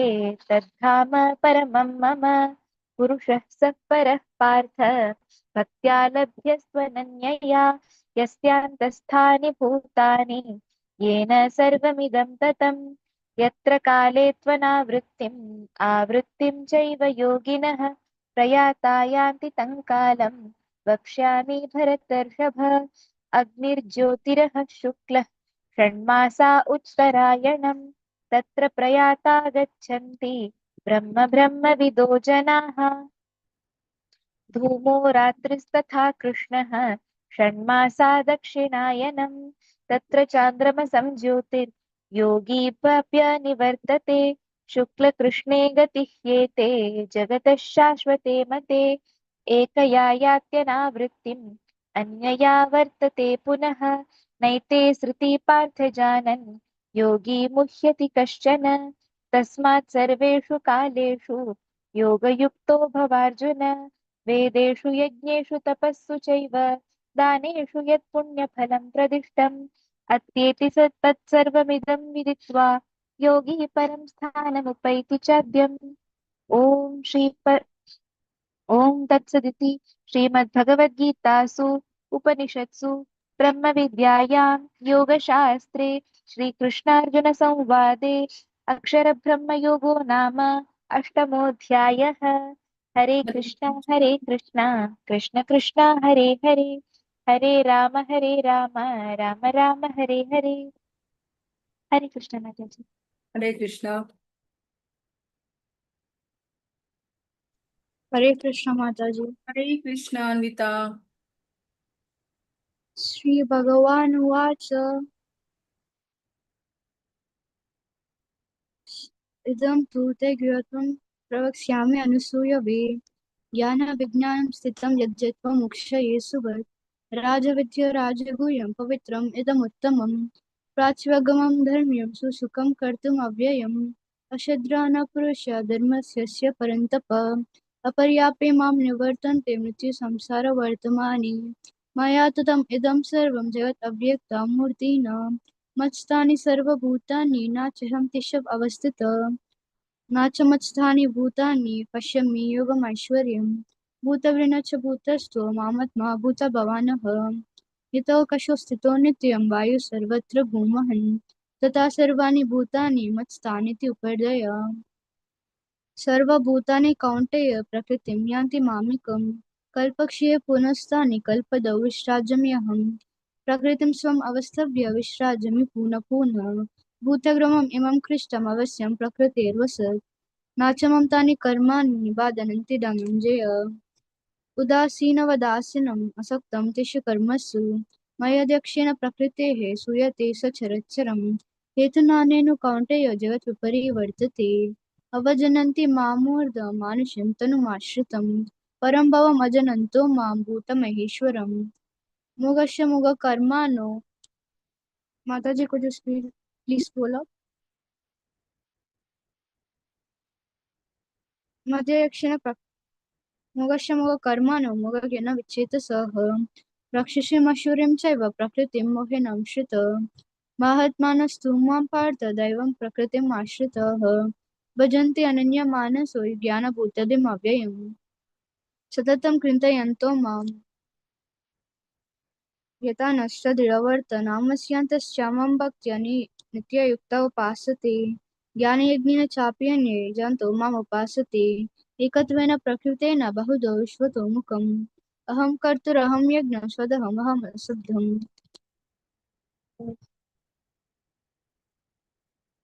मन्त्रोऽहम् एव ज्याम्यहम् अग्निरहं हुतं पिताहमस्य जगतो मता दत्ता पितामहः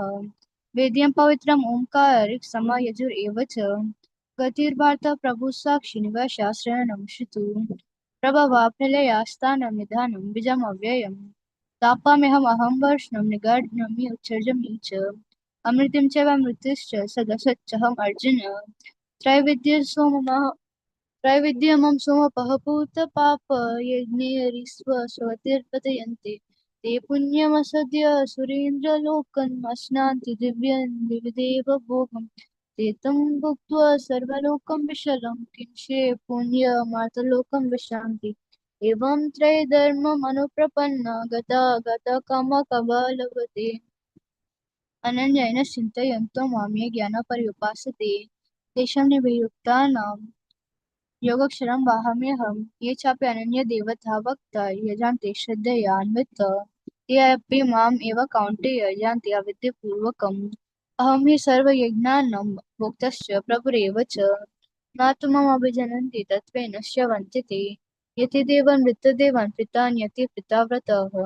भूतानि यति भूततेज यदि यन्ति मां यजनो अपि मम पात्रं पुष्पं पहलं तोयं नो मे भक्त्या प्रयच्छति तदहं भक्त्या उपहर्तुम् अस्नामि प्रयतात्मनः यत् करोषि यदश्नासि यत् जुहोषि ददासि यत् तपस्यासि कौन्तेय तत् कुरुष्व मदार्पणम् शुभाशुभफलैरेव मोक्षये कर्मबान्धिने संन्यासयोगयुक्तात्मा विमुक्ता माम् उपास्यसि समोऽहं सर्वभूतेषु मन्नामे द्वेषोऽस्ति न प्रिय ये भजन्ति तु मां भक्त्या मयि तेषु चाप्यहम् आपचित्तस्य दुरक्षरो भजते माम् अनन्यभक् सदुरेव च म्यान्वित संयोगविष्टो हि सः क्षिण्वं भवति धर्मात्मा सस्वच्छान्तिं निगाच्छति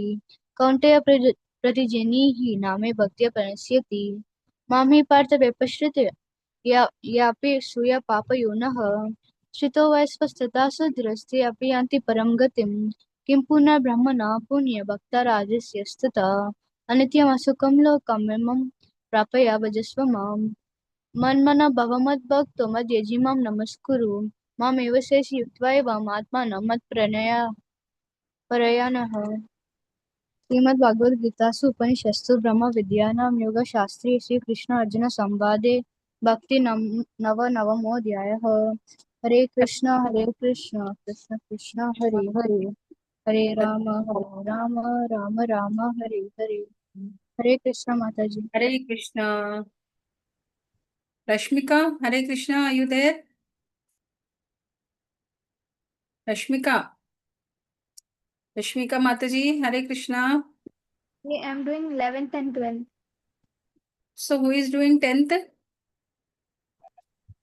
Sucharita. Yes, ma'am. Yes, Mataji. Hare Krishna. Hare Krishna. Hare Krishna. Sri Krishna Parabrahmane Namaha. Srimad Bhagavad Gita Dashamodhyayah Vibhuti Yogaha Sri Bhagavanuvacha Bhuya eva Mahabaho Shunu me param vachaha yatteham priyamanaya Vichyami Hitakamyaya Name vidu Puragana Abhavam Maharshaya Ahamaditviganam Maharshinam cha Sarvashaha यो मामजमनादिं च वेत्ति लोकमहेश्वरम् असम्मूढ समर्थ्येषु सर्वपापैः प्रमुच्यते। बुद्धिर्दावजम् सम्मोहः क्षमा सत्यं शमः सुखं दुःखं भवो भावो भयमेव च अहिंसा समता तुष्टिः तपोदानं दानं यशोद्यशः भवन्ति भावभूतानां मत्त एव कृतज्ञताः महर्षयः सप्तपूर्वे चत्वारो मनस्तथा मद्भावमनसा जाता तेषां लोक इमाः प्रजाः एतां विभूतिं योगं च मम यो वेत्ति तत्त्वतः सोऽविकेम योगेन विज्यतेनात्र संशयः अहं सर्वस्य प्रभवो मत्तः सर्वं प्रवर्तते इति मत्वा भजन्ते मां बुधा भावत् समन्विताः मच्चित्ता मद्गतप्राणा बोधयन्तः परस्परं वदयन्तश्च मां नित्यं तुष्यन्ति च रमन्ति च तेषां सततयुक्तानां भजन्तां प्रीतिपूर्वकं ददामि बुद्धियोगं तं येन मामुपयान्ति तेषां मे वानुकम्पार्थम् अहं तमः नाशयाम्य आत्मा भावस्तो ज्ञानिदीपेन भास्वता। अर्जुन उवाच परं ब्रह्म परं धाम पवित्रं परमं भवान् पुरुषं शाश्वतं दिव्यम् आदिदेवमजं विभुम् आहुस्वां ऋषयो सर्वे देवर्षिर्नारदस्तथा असितो देवलो व्यासः स्वयं चैव प्रविश मे सर्वमेतद्रुतं मन्ये यन्मां वदसि केशव न हि ते भगवन्यत्किं विदुर्देवानदानवाः स्वयमेवात्मानं वेतत्वं पुरुषोत्तम भूतभावभूतेषु देवदेव जगत्पते व्यक्तुमर्हस्य शेषेण दिव्या ह्यात्मा विभूतया याभिर्विभूतिभिर्लोकान् इमां स्वं व्याप्य तिष्ठसि कथं विद्यामहं योगिन् त्वां सदा परिचितयान् केषु केषु च भावेषु चिन्त्योऽसि भवत्वन्मया विस्तेरेणात्मनो योगं विभूतिं च जनार्दन भूय कथं तृप्तिर्हि शृणुतो नास्ति मे कृतं। श्रीभगवानुवाच हस्तते कथयिष्यामि दिव्या ह्यात्म विभूतया प्राधान्यता कुरु श्रेष्ठा नास्त्यन्तो विस्तरस्य मे अहमात्मगुडाकेश सर्वभूताशयस्थितः अहं आदिश्च मध्यं च भूतानामन्त एव च आदित्यनामहं विष्णुः ज्योतिष्यां रविरसुमान् मरीचिर्मरुतामस्मि नक्षत्राणामहं शशि वेदानां समवेदोऽस्मि देवानामस्मि वासवः इन्द्रियाणां मनश्चास्मि भूतानामस्मि चेतना रुद्राणां च शङ्करश्चास्मि विद्येशो यक्षसां वसूनां पापश्चास्मि मेरुशिखरिणाहम् पुरोधासं च मुख्यं मां विद्धि पार्थ बृहस्पतिं सेनानीनामहं स्कन्दः सरसामस्मि सागरः महर्षीणां भृगुहरं गिरामस्मि अक्षरं यज्ञानां जपयज्ञोऽस्मि स्थावरनां हिमालयः अश्वत्थः सर्ववृक्षाणां देवर्षीणां च नारदः गन्धर्वाणां चित्ररथः सिद्धानां कपिलो मुनिः उच्चैः श्रवण समश्वानां विद्युन्नाम ऋतोद्भवम् ऐरावतं गजेन्द्राणां नराणां च नरादीपम् आयुधानामहं वज्रं धेनुर्नामस्मि तथा कामधुक् प्रजानाश्चास्मि कन्तर्पा सर्पाणामस्मि वासुकी अनन्तश्च अस्मि नागानां वरुणो यदा सामहं पितॄणामरम्या चास्मि यमः सम्य मतामहं प्रह्लादाश्चास्मि दैत्यानां कलयतामहं भृगूणां च मृगेन्योदहं वैनतेयश्च पक्षिणां पवनः पवतामस्मि रामश्चक्रतामहं जशूनां मकरा चास्मि प्रोतसामस्मि जाह्नवी सर्गणामदिताश्च मध्यं चैव वाहमर्जुन अध्यात्मा विद्यानां वादप्रवद दातमहम् अक्षराणां मकरोऽस्मि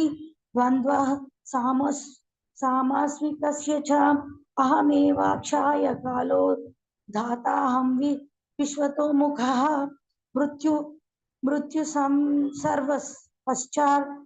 हरश्चास्म्यहम् उद्भवश्च भविष्यताम् कीर्तिश्रीवार्तश्च नारीणीं स्मृतिर्मेधा धृतिः क्षमा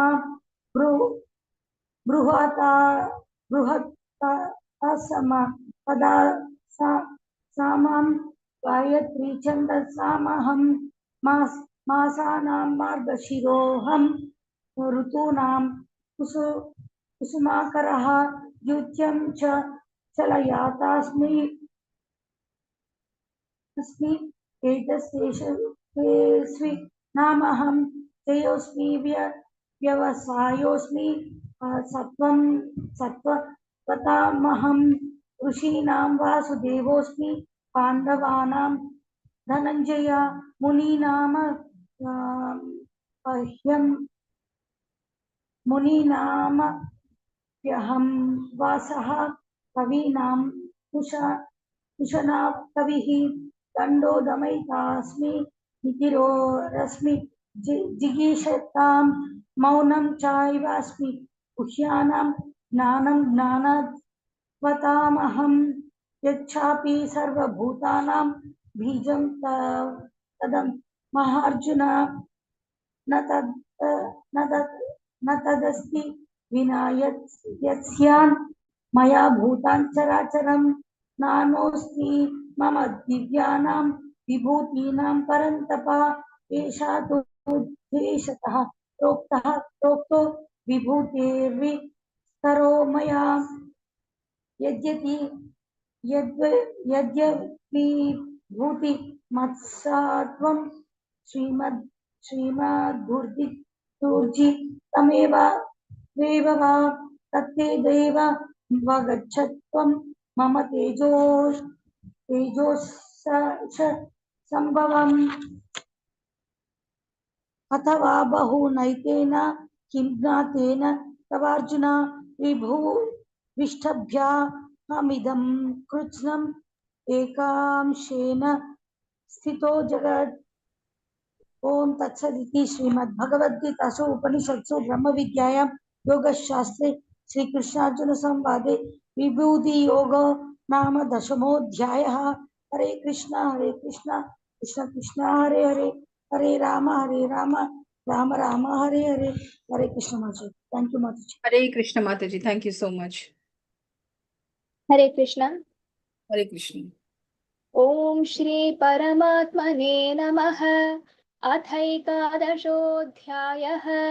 विश्वरूपदर्शनयोगः। अर्जुन उवाच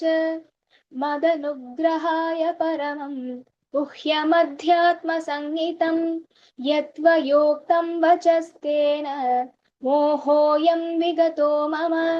भवाप्ययौ हि भूतानां श्रुतौ विस्तरशो मया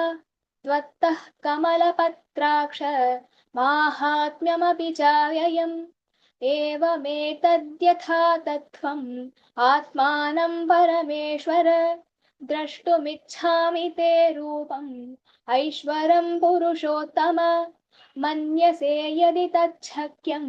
मया द्रष्टुमिति प्रभो योगेश्वर ततो मे त्वं दर्शयात्मानमव्ययम्। श्रीभगवानुवाच पश्य मे पार्थरूपाणि शतशोऽथ सहस्रशः नानाविधानि दिव्यानि नानावर्णाकृतीनि च। पश्यादित्यान् वसून् रुद्रान् अश्विनौ मरुतस्तथा बहून्यदृष्टपूर्वाणि पश्याश्चर्याणि भारत। इहैकस्थं जगत्कृत्स्नं पश्याद्य सचराचरं मम देहे गुडाकेश यच्चान्यद्रष्टुमिच्छसि न तु मां शक्यसे द्रष्टुम् अनेनैव स्वचक्षुषा दिव्यं ददामि ते चक्षुः पश्य मे योगमैश्वरम्। सञ्जय उवाच एवमुक्त्वा ततो राजन् महायोगेश्वरो हरिः दर्शयामास पार्थाय परमं रूपमैश्वरम् अनेकवक्त्रनयनम् अनेकाद्भुतदर्शनम् अनेकदिव्याभरणम् दिव्यानेकोद्यतायुधम् दिव्यमाल्याम्बरधरम् दिव्यगन्धानुलेपनम् सर्वाश्चर्यमयं देवम् अनन्तं विश्वतोमुखम् दिवि सूर्यसहस्रस्य भवेद्युगपदुत्थिता यदि भासदृशी सा स्यात् भासस्तस्य महात्मनः। तत्रैकस्थं जगत्कृत्स्नं प्रविभक्तमनेकधा अपश्य देवदेवस्य शरीरे पाण्डवस्तदा ततः स विस्मयाविष्टः हृष्टरोमा धनञ्जयः प्रणम्य शिरसा देवं कृताञ्जलिरभाषत। अर्जुन उवाच पश्यामि देवांस्तव देवदेहे सर्वांस्तथा भूतविशेषसङ्घान् ब्रह्माणमीशं कमलासनस्थं ऋषींश्च सर्वानुरगंश्च दिव्यान् अनेकबाहूदरवक्त्रनेत्रं पश्यामि त्वां सर्वतोऽनन्तरूपं नान्तं न मध्यं न पुनस्तवादिं पश्यामि विश्वेश्वर विश्वरूप। किरीटिनं गदिनं चक्रिणं च तेजोराशिं सर्वतो दीप्तिमन्तं पश्यामि त्वां दुर्निरीक्ष्यं समन्ताद् दीप्तानलार्काद्युतिमप्रमेयम्। त्वमक्षरं परमं वेदितव्यं त्वमस्य विश्वस्य परं निधानम् त्वमव्ययः शाश्वतधर्मगोप्ता सनातनस्त्वं पुरुषो मतो मे अनादिमध्यान्तनमन्तवीर्यम् अनन्तबाहुं शशिसूर्यनेत्रं पश्यामि त्वां दीप्तहुताशवक्त्रं स्वतेजसा विश्वमिदं तपन्तम् द्यावा पृथिव्योरिदमन्तरं हि व्याप्तं त्वयैकेन दिशश्च सर्वाः दृष्ट्वाद्भुतं रूपमुग्रं तवेदं लोकत्रयं प्रव्यथितं महात्मन्। अमीहि त्वां सुरसङ्घा विशन्ति केचित् भीताः प्राञ्जलयो गृह्णन्ति स्वस्तीत्युक्त्वा महर्षिर्सिद्धसङ्घाः स्तुवन्ति त्वां स्तुतिभिः पुष्कलाभिः रुद्रादित्या वसवो ये च साध्या विश्वेश्विनौ मरुतश्चोष्मपाश्च गन्धर्वयक्षासुरसिद्धसङ्घाः वीक्षन्ते त्वां विस्मिताश्चैव सर्वे। रूपं महत्ते बहुवक्त्र नेत्रं महाबाहो बहुबाहुरुपादं बहूदरं बहुदं श्राकरालं दृष्ट्वा लोकाः प्रव्यथितांस्तथाहम्। नभस्पृशं दीप्तमनेकवर्णं व्याताननं दीप्तविशालनेत्रं दृष्ट्वा हि त्वां प्रव्यथितान्तरात्मा धृतिं न विन्दामि शमं च विष्णो। दंष्ट्राकरालानि च ते मुखानि दृष्टैव कालानलसन्निभानि दिशो न जाने न लभे च शर्म प्रसीद देवेश जगन्निवास। अमी च त्वां धृतराष्ट्रस्य पुत्राः सर्वे सहैवावनिपालसङ्घैः भीष्मो द्रोणस्तूतपुत्रस्तथासौ सहास्मदीयैरपि योद्धमुख्यैः वक्त्राणि ते त्वरमाना विशन्ति दंष्ट्राकरालानि भयानकानि केचिद्विलग्ना दशनान्तरेषु सन्दृश्यन्ते चूर्णितैरुत्तमाङ्गैः यथा नदीनां बहवोऽम्बुवेगाः समुद्रमेवाभिमुखा द्रवन्ति तथा तवामि नरलोकवीरा विशन्ति वक्त्राण्यभिविज्वलन्ति यथा प्रदीप्तं ज्वलनं पतङ्गा विशन्ति नाशाय समृद्धवेगाः तथैव नाशाय विशन्ति लोकाः स्तवापि वक्त्राणि समृद्धवेगाः लेलिह्यसे ग्रसमाना समन्ताद् लोकान् समग्रान् वदनैर्ज्वलब्धिः तेजोभिरापूर्य जगत्समग्रं भासस्तवोग्राः प्रतपन्ति विष्णो। आख्याहि मे को भवानुग्ररूपः नमोऽस्तु ते देववर प्रसीद। विज्ञातुमिच्छामि भवन्तमाद्यं न हि प्रजानामि तव प्रवृत्तिम्।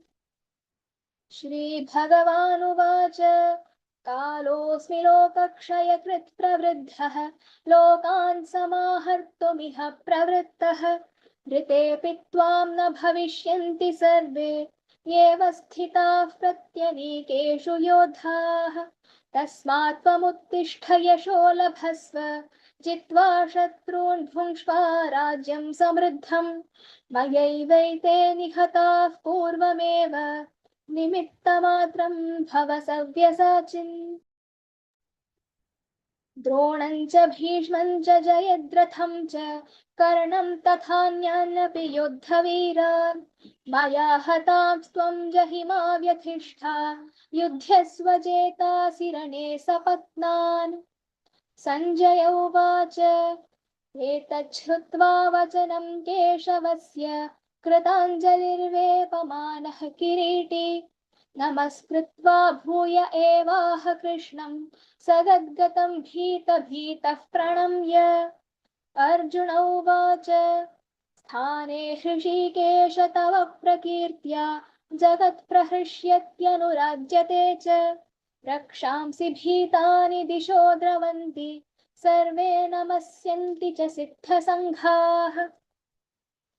तस्माच्च तेन नमरेन्महात्मन् गरीयसे ब्रह्मणोऽप्यादिकर्त्रे अनन्तदेवेश जगन्निवास त्वमक्षरं सदसत्तत्परं यत् त्वमादिदेवः पुरुषः पुराणः त्वमस्य विश्वस्य परं निधानं वेत्तासि वेद्यं च परं च धाम त्वया ततं विश्वमनन्तरूप। वायुर्वमोऽग्निर्वरुणः शशाङ्कः प्रजापतिस्त्वं प्रपितामहश्च नमो नमस्तेऽस्तु सहस्रकृत्वः पुनश्च भूयोऽपि नमो नमस्ते। नमः पुरस्तादथ पृष्ठतस्ते नमोऽस्तु ते सर्वत एव सर्व। अनन्तवीर्यामिति विक्रमस्त्वं सर्वं समाप्नोषि ततोऽसि सर्वः। सखेति मत्वा प्रसभं यदुक्तं हे कृष्ण हे यादव हे सखेति अजानता महिमानं तवेदं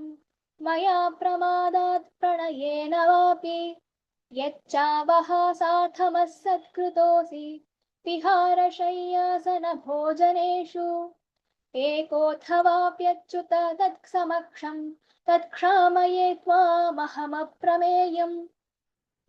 पितासि लोकस्य चराचरस्य त्वमस्य पूजश्च गुरुर्गरीयान् न त्वत्समोऽस्त्यभ्यधिका कुतोऽन्यः लोकत्रये व्यप्रतिमप्रभाव तस्मात् प्रणम्य प्रणिधाय कायं प्रसादये त्वामहमीशमीढम् पितेव पुत्रस्य सखेव सख्युः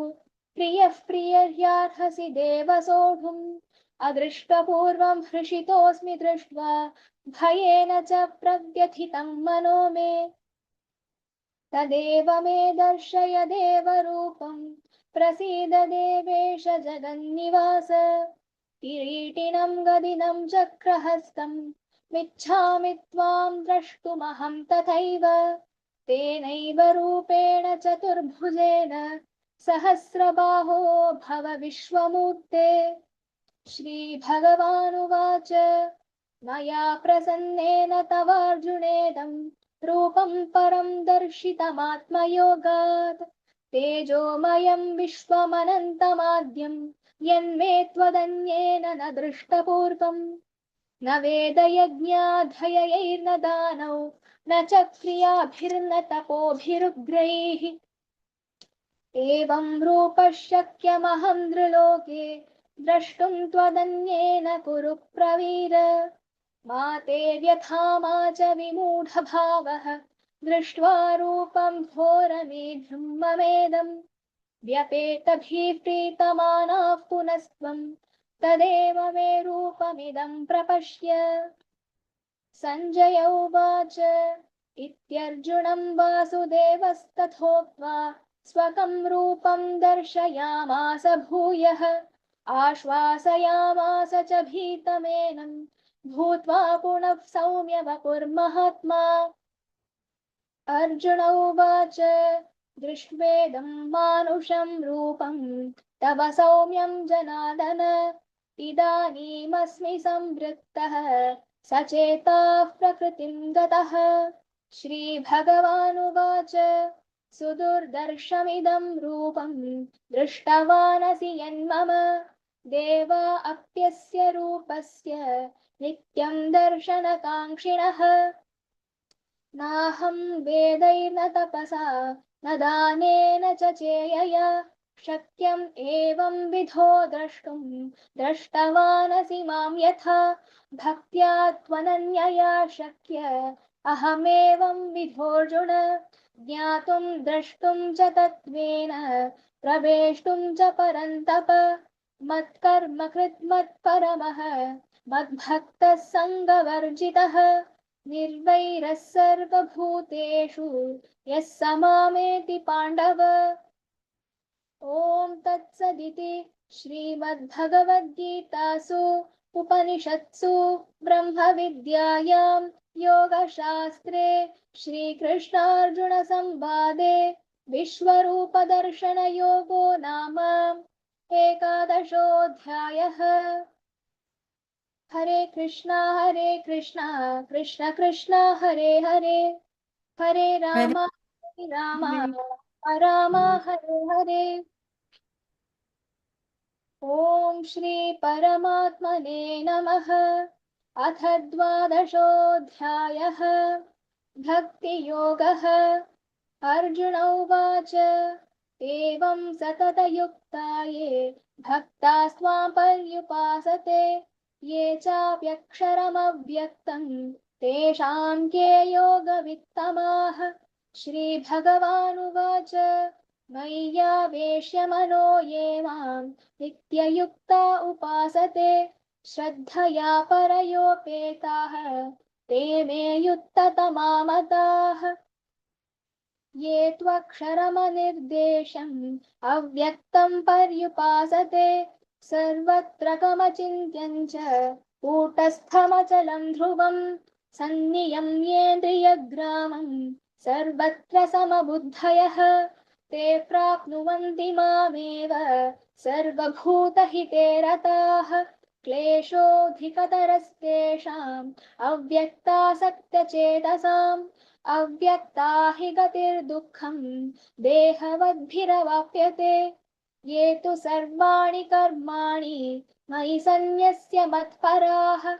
अनन्येनैव योगेन मां ध्यायन्त उपासते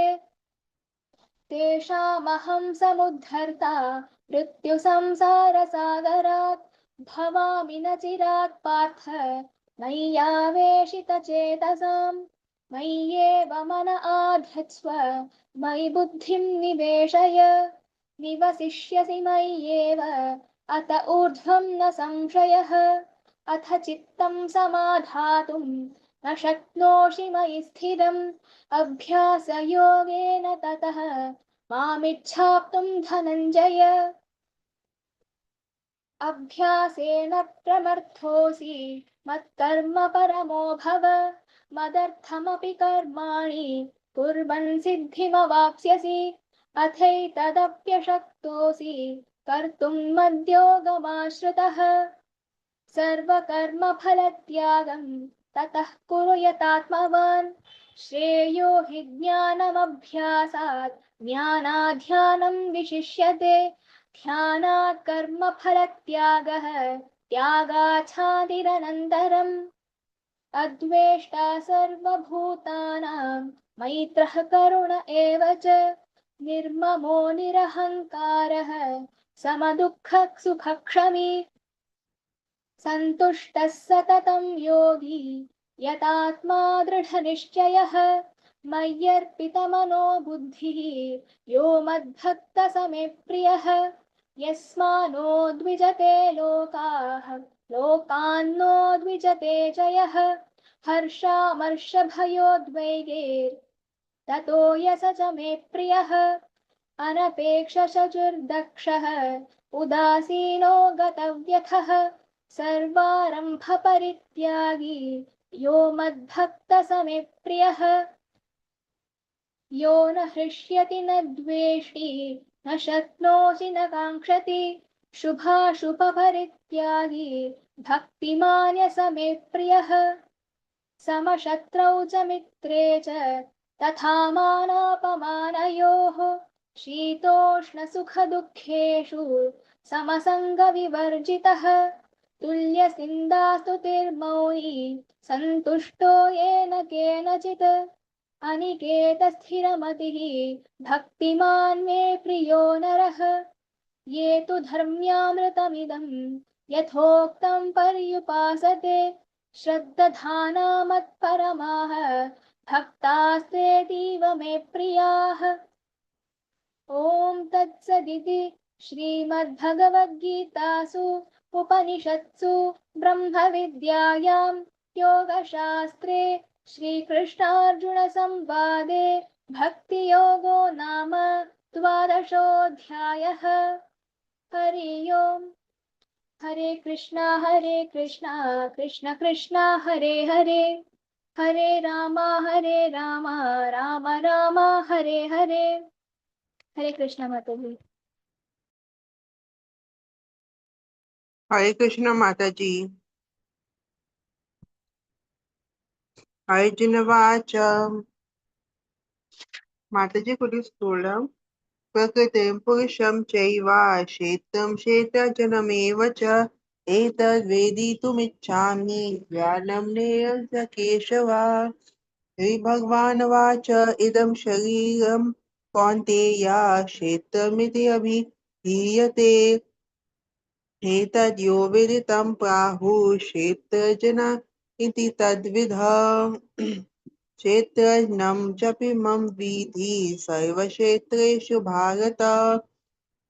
क्षेत्रज्ञो ज्ञानं यत्तज्ज्ञानं मतं मम। तत्क्षेत्रं यच्च यद्रक्षा यद्विकारि यतश्च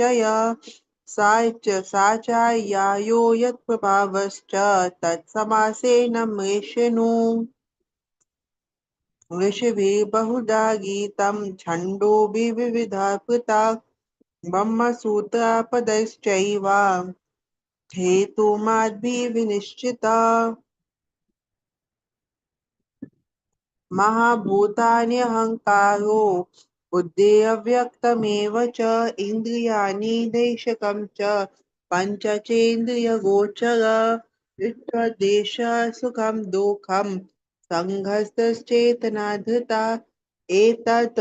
क्षेत्रं समासेन साविकारमुदाहृतम् अमनित्वम् अदम्भित्वम् अहिंसा शान्ति अर्जवम् आचार्योपासनं शौचं स्थैर्यमात्मविनिग्रह इन्द्रियार्थेषु वैराग्यम् अहङ्कार एव च जन्म मृत्युजरा व्याधि दोषानुदर्शनम् अशक्ति अनभिष्वङ्गे उत्तरगृहादिषु नित्यानां च समाचित्वम् इष्टानिष्टोपपातिष्ठो मयि क्षण्या योगेन भक्ति अव्यभिचारिणी विविक्तदेशसेवितम् आराति ज्ञानसंसदि आध्यात्मज्ञाननित्यत्वं तत्त्वज्ञजनार्दनदर्शनम् एतज्ज्ञानमिति प्रोक्तम् अज्ञानं यत् अतो अन्यथा ज्ञेयं यत् तत् प्रवक्ष्यामि यत् ज्ञानात्वार्थमश्नुते अनादिमत्परं ब्रह्म नासत्तन्नासदुच्यते सर्वत्र पाणिपादं तत् सर्वतोऽक्षिशिरोमुखं सर्वत्र श्रुतिमल्लोके सर्वमवृत्य तिष्ठति सर्वेन्द्रियगुणाभासं सर्वेन्द्रियविवर्जितम् अशक्तं सर्वभृच्चैव निर्गुणं गुणभोक्तृ च बाह्यान्ता च भूतानाम् आचार्यं चरमेव च सूक्ष्मत्वं तत् अविनेयं दूरस्थं चातिके च तत् अविभक्तं च भूतेषु विभक्तम् इव चास्थितं भूतप्रकृतिश्च तज्ज्ञेयं राशिष्णु प्रभाविष्णु च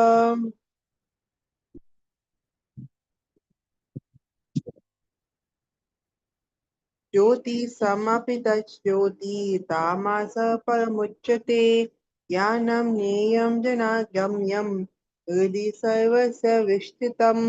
इति क्षेत्रं तथा ज्ञानं ज्ञेयं चोक्तं समासतः मद्भक्ता एतद्विनाय मद्भवाय प्रपद्यते प्रकृतिं पुरुषं चैव विधि अनादि उभौऽपि विकलं च गुणंश्चैव विधि प्रकृतिसम्भवान् कार्यकारणकर्तृत्वे हेतु प्रकृति उच्यते पुरुषा सुखदुःखानां भोक्तृत्वे हेतु उच्यते पुरुषा प्रकृतिस्थो हि भुङ्क्ते प्रकृतिजन्यगुणान् कारणं गुणसङ्गोऽस्य सद् असद्योनिजन्मसु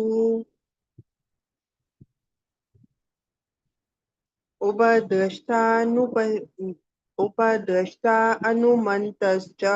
हार्दभोक्ता महेश्वर परमात्मेति चापि उक्तो देहेऽस्मिन् पुरुषः पराम् या एवं वेति पुरुषं प्रकृतिं च गुणाः सः सर्वत्र आत्मनोऽपि नासभूयो अभिजायते ध्यानेतात्मानि पश्यन्ति केचिदात्मानमात्मनः अन्ये साङ्ख्येन योगेन कर्मयोगेन चापरे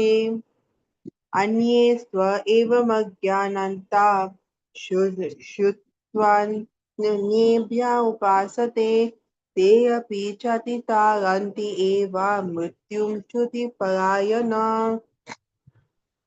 यावत् सञ्जायते किञ्चित् सत्त्वं स्थावरजङ्गमम् क्षेत्रार्जुन संयोगा तद्विधि भारतार्षभाम् सामं सर्वेषु भूतेषु तिष्ठानं परमेश्वरं विनाशस्व अविनाश्यन्तं या पश्यन्ति स पश्यति समं पश्यानि सर्वत्र समापश्चितमीश्वरं नाहि नास्ति आत्मना आत्मानं ततो यति परं गतिम् प्रकृतियैव च कर्माणि क्रियमाणानि सर्वसा या पश्याति तदात्मानम् अकर्तारं स पश्यति यदा भूतापृथग्भावम् एकास्तमनुपश्यति तथा एव च विस्तारं ब्रह्म सम्पद्यते तदा अनादित्वान्निर्गुणत्वं परमात्मयम् अव्यय शरीरस्थोऽपि कौन्तेय न करोति न लिप्यति यथा सर्वागतं सौक्ष्मे अक्षरं नोपलिपायते सर्वत्र अवस्थितो देहे तथात्मानोपलिपायते यथा प्रकाश्यति एकः कृष्णं लोकमिमं रविः क्षेत्रं क्षेत्री तथा कृष्णं प्रकाशयते भारत क्षेत्रार्जुनो एवम् अन्तरं ज्ञानचक्षुषु भूतप्रकृतिमोक्षं च ये विधूयन्ति ते परम् श्रीभगवानुवाच परं भूया प्रवक्ष्यामि ज्ञानानं यनमुत्तमं यज्ज्ञानादमुना सर्वे परमं सिद्धिम् इतो गतम् इदं ज्ञानमुपाश्रित्य मम साधर्म्यमगता सर्गे अपि नोपजायन्ते प्रलये न विदन्ति च मम योनि महद्ब्रह्मा तस्मिन् गर्भं ददाम्यहम् सम्भवः सर्वभूतानां ततो भवति भारत सर्वयोनिषु कौन्तेय मूर्ताय सम्भवति यः तासां ब्रह्म महद्योनि अहं बीजप्रदापिता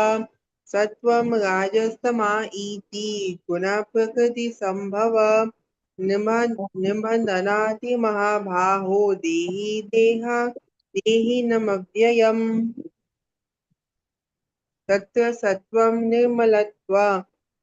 प्रकाशकमनामयं सुखसङ्गेन बध्नाति ज्ञानसङ्गेन च नघ रजो रागात्मकं विद्धि तृष्णासङ्गसमुद्भवं तन्निबध्नाति कौन्तेय कर्मसङ्गेन देहिनम् तामस्त्व अज्ञानं चं विद्धि मोहनं सर्वदेहिनं प्रमादालसनिद्राभिः तन्निबध्नाति भारत सत्त्वं सुखे सञ्जायते राजसकर्माणि भारत ज्ञानमवृत्य तु तामः प्रमादे सञ्जयते उत राजसामश्च वाचभिभूय सत्त्वं भवति भारत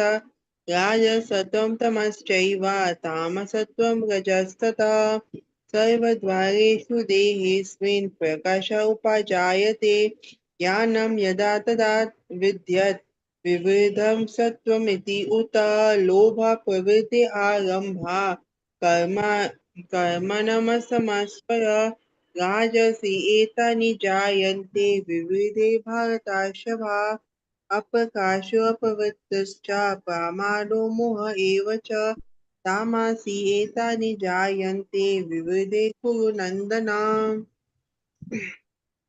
यदा सत्त्वे प्रवृद्धेस्तु Mataji, could you scroll down? Pralayam yati dehabhir tadotmavidam lokan amalan patipadyate rajasi pralayam gatva कर्मसङ्गीषु जायते तदा प्रलीनस्तामासि मूढायोनिषु जायते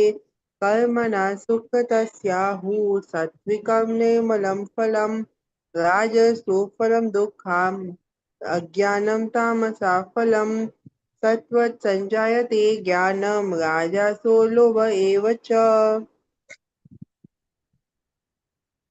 प्रमादो मोहः तामसो भवतो अज्ञानमेव च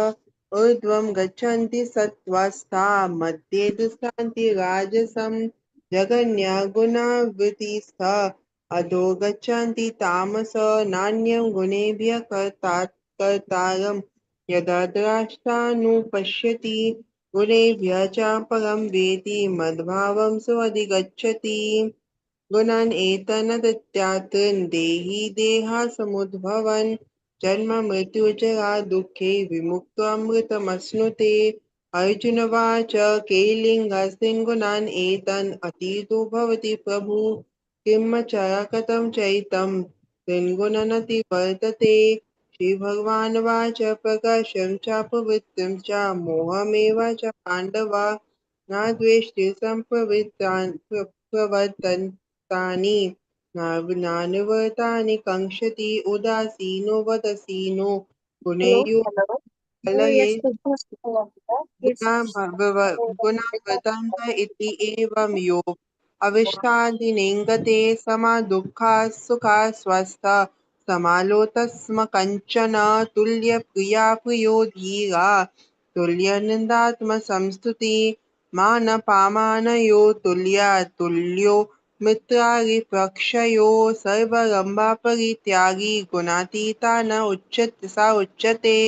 मम च यो अव्यभिचारेण भक्तियोगेन सेवते सा गुणन् समतीतैतान् ब्रह्मभूयाय कल्पते ब्राह्मणो हि प्रतिष्ठानम् अमृतस्य व्यस्याच्च शाश्वतस्य च धर्मस्य सुखस्यैकान्तिकस्य च। हरे कृष्ण माता जी। हरे कृष्णा। हरे कृष्ण माता जी। कृष्णा। ओम श्री परमात्मने नमः। अथ पंचदशोऽध्यायः। श्री भगवानुवाच ऊर्ध्वमूलादाशाकम् अश्वत्थामप्रभुरव्ययम् छन्दंसि यस्य पर्णानि यस्तं वेद स वेदवित् तदाश्चोर्ध्वं प्रस्य शाखा पुनः प्रविद्य विषयप्रबलाः अधश्च मूल्यशान्ततानि कर्मानुबन्धीनि मनुष्यलोके नारूपमस्य तदापलभ्यते नान्तो न चार्द्य न सम्प्रस्थित अश्वत्थामम् एनं सुवृद्धमूलमसङ्गा शास्त्रेण दृढेन चित्वा तथा पदं तथा परिगतव्यं यस्मान् गता न निवर्तन्ति भूय तमेव चाद्यं पुरुषं प्रपद्ये यथा पवित्र प्रस्थस्फुराणि निर्माणमोह जितसङ्गदोष अध्यात्मनित्य विनिवृत्तकाम द्वन्द्वैर्मुक्त सुखदुःखसंनिर्गच्छन्त मुक्तपदम् अव्ययं तत् न तद्पश्यते सूर्यो न शशङ्को न पावक यद्गत्वा न निवर्तन्ते तदमापरमं मम मामय विंशो जीवलोके जीवभूत सनातना मनः शास्त्रेन्द्रियाणि प्रकृतिः सन्निकर्षति शरीरं यद् अवाप्नोति यच्चाप्युत्कर्मीश्वरः धृतिवायुतानि संयुक्ति वायुर्गन्धनिवासयत् श्रोत्रं चक्षुस्पर्शनं च रसनं ग्रहणम् एव च अधिष्ठाय मानश्चयं विषोपसेवते विषानुपसेवते उत्क्रामान्तं स्थितं वापि भुञ्जनं वा गुणव्यतं विमुद्दानान् पश्यन्ति जनचक्षुः यतान्तो योगिनश्चैन पश्यन्ति आत्मान्वित् आत्वस्थितं यतान्तो प्रकृतेर्मनः नैनं पश्यन्ति अच्छेतस यदादित्यगतं तेजो जगपश्यते अखिलं यच्चन्द्रं यच्चग्नो तेजो विधिमामकं गमविश्य च भूतानि धर्म्यमि अहं मोजस उष्णं च सदिः सर्वसमो भूत्वा रसात्मक अहं वैश्वानरो भूत्वा प्राणिनं देहमाश्रित प्रपन्नः संयुक्तः पश्यामि चतुर्विधं सर्वस्र च हृदि सन्निविष्टो मता स्पदं च न अपोहनं च वेदस्य सर्वैरहमेव वेदो वेदान्त हृदयविदेव चाहं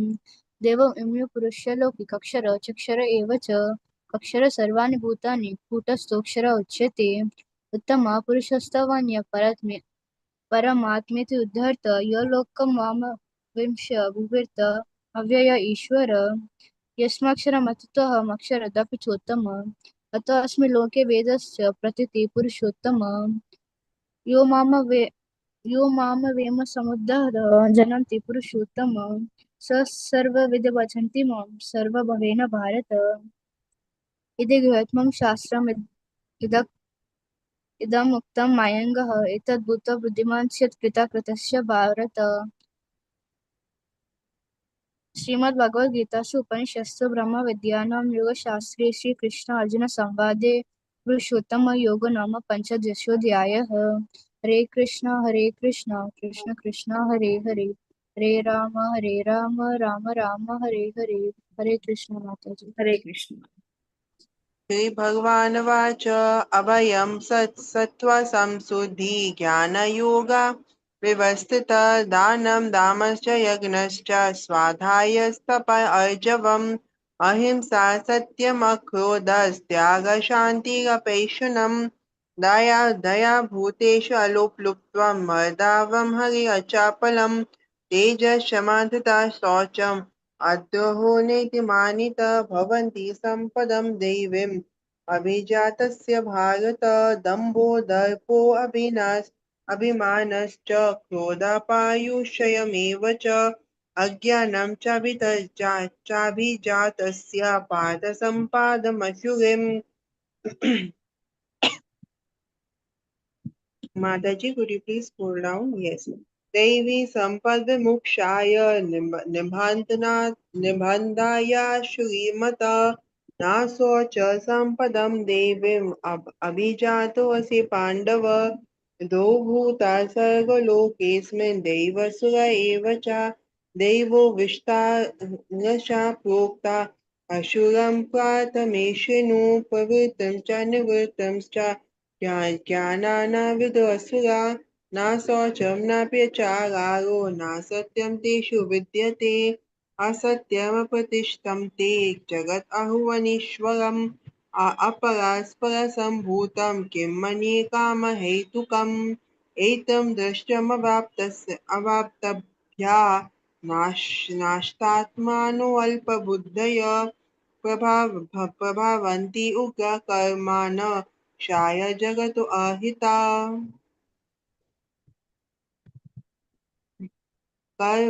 काममश्रित्य दुष्पूरं दम्भमानमदन्विता मोहगृहद्वसद्ग्राहन् प्रवर्तन्ते असुचिव्रता चिन्तम् अपरिमेयं च प्रालायन्तमुपाश्रिता कामोपाभोगपरमा एतावद् इति निश्चिता आशापाशा शान्तिबान्धा कामक्रोधपरायणा ईहन्ते कामभोगार्थं अन्येनाथ सञ्चयन् इदम् अद्य मया लब्ध्वम् इमं प्रपश्ये मनोरथम् इदम् अस्तीदम् अपि मे भविष्यान्ति पुनर्धनम् हशो माया हताशस्तु अन्येषे च परन्नपि ईश्वरोऽहमहं भोगी सिद्धोऽहं बालवन् सुखी अद्योऽभिजानान् अस्मि कोऽन्योऽस्ति सदृशो माया यक्षे दश्यामि मोदिष्य इति अज्ञानविमोहितः अनेकचित्तविभ्रान्तः मोहजालसमावृतः प्रकाशक्ता कामभोगेषु पतन्ति नरकेषु आत्मसम्भाविता स्तब्ध्वा ध्यानमानमदन्विता यजन्ते नाम यज्ञैस्ते दम्भेनैवाधिपूर्वकम् अहङ्कारं बलं दर्पं कामं क्रोधं च संश्रित्य ममात्मा परदेहेषु ममात्मा प्रद्विषान्तो अभायशु यः तन्नहं द्विषत् कुरन् समावेषु नराधमं क्षिपामि अजाश्रम् अशुभन् असुरेषु एव योनिषु असुरं योनिषु वापान मूढजन्मानि जन्मनि मम अप्राप्यैव कौन्तेय ततो यन्ति अधमं गतिं त्रिविधं नरकेशाढ्यं द्वारं नाशानमात्मनः कामक्रोधस्तथा लोभः तस्मादेतत्त्रयं त्यजेम एते विमुक्त कौन्तेय तामोद्वारे त्रिभिः नरः आचरन्ति आत्मना श्रेय ततो यति परमं गतिम्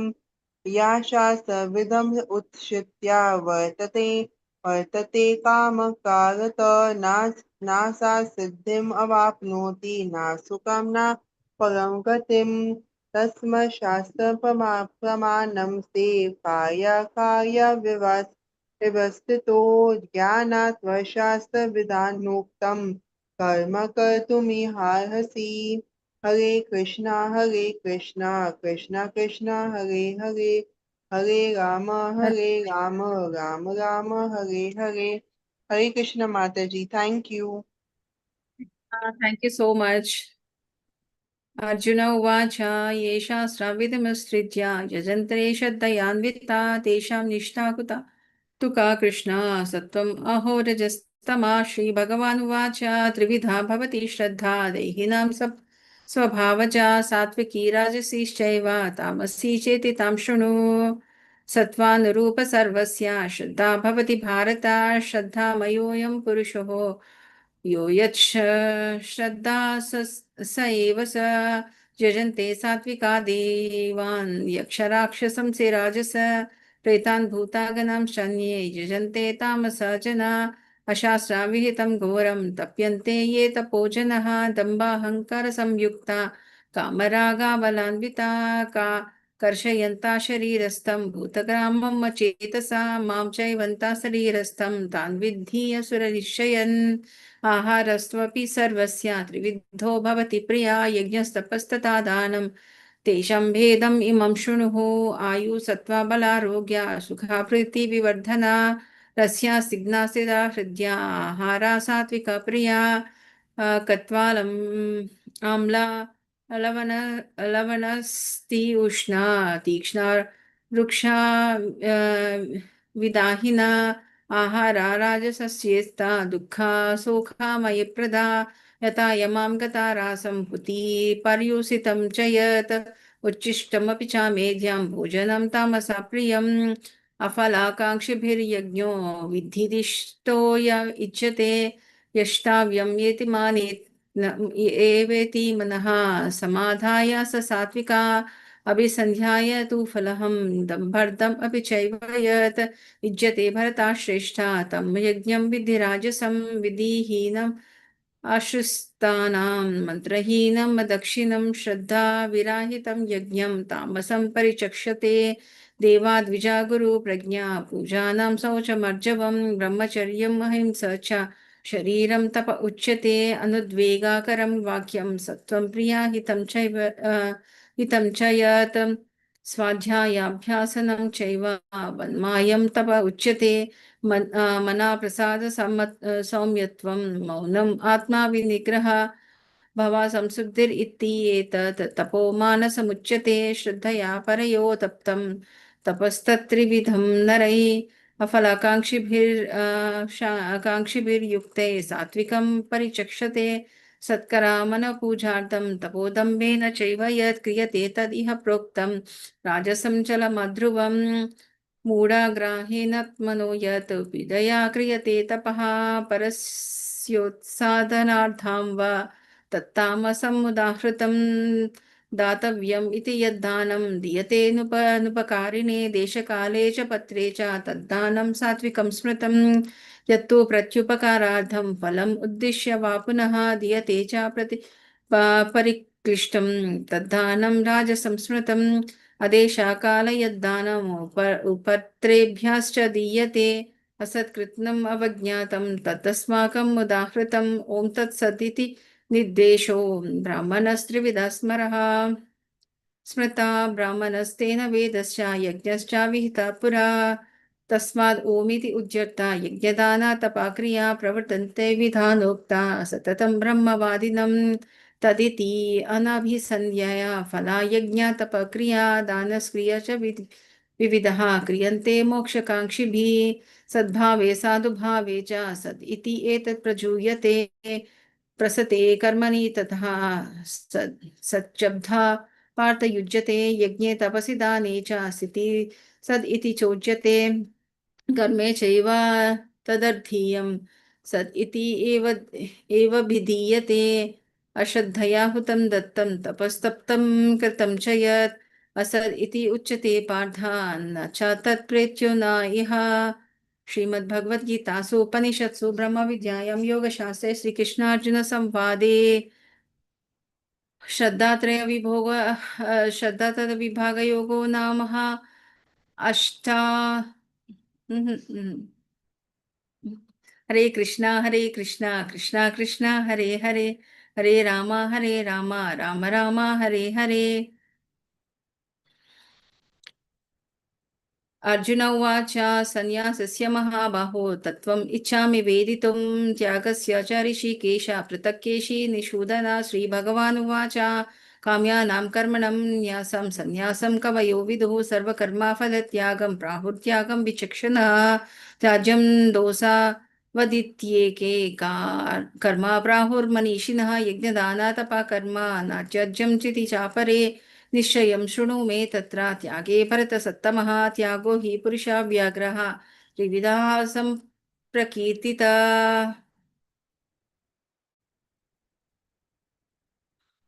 यज्ञदानतपः कर्म न त्याज्यं कार्यम् एव तत् यज्ञो दानं तपश्चैव पावनानि मनीषिणम् एतानि अपि तु कर्माणि सङ्गं त्यक्त्वा फलानि च कर्तव्यानीति मे पार्थ निश्चितं मतमुत्तमम् नियतस्य सन्न्यासा कर्मणो नोपपद्यते मोहतस्य परित्यगस्तामस्परिकीर्तिता दुःखम् इति एव यत्कर्म कया क्लेशः भयत्यजे स कृस्ता राजसंत्यागं नैव त्यागा फलं लभेत कार्यम् इति एव यत्कर्म नियतं क्रियते अर्जुन सङ्गं त्यक्त्वा फलं चैव सात्यागा सात्विको मतः न द्वेष्टि अकुशलं कर्म कुशलेनानुसज्जते त्यागी सत्त्वा समाविष्टो मेधावी चिन्न संशया नहि देहावृत सख्यं त्यक्तुं कर्माणि अशेषता यत्तु कर्मफलत्यागी सा त्यागिति अभिधीयते अनिष्टम् इष्टं मिश्रं च त्रिविधं कर्मणा फलं भवति अत्यागिनं प्रीत्या न तु सन्न्यासिनं क्वचित् पञ्चैतानि महाबाहो करणानि निबोध मे सङ्ख्ये कृतन्ति प्रोक्तानि सिद्धये सर्व कर्मणम् अधिष्ठानं तथा कर्ता कारणं च पृथग्विधं विविधश्च पृथक् शेषा दैवं चैवातर पञ्चमं शरीरां तान्मनोभिर्यत् कर्म प्रारभते नरः न्यायं वा विपरीतं वा पञ्चैता तस्य हेतवा तत्रैवं सति कर्तारम् आत्मानं केवलं तु य पश्यन्ति अकृतबुद्धित्वान् न स पश्यति दुर्मति यस्या अहङ्कारो कृतो भावो बुद्धिर्यस्या न लिप्यते हत्वापि सा इमा लोकेन न हन्ति न भज्यते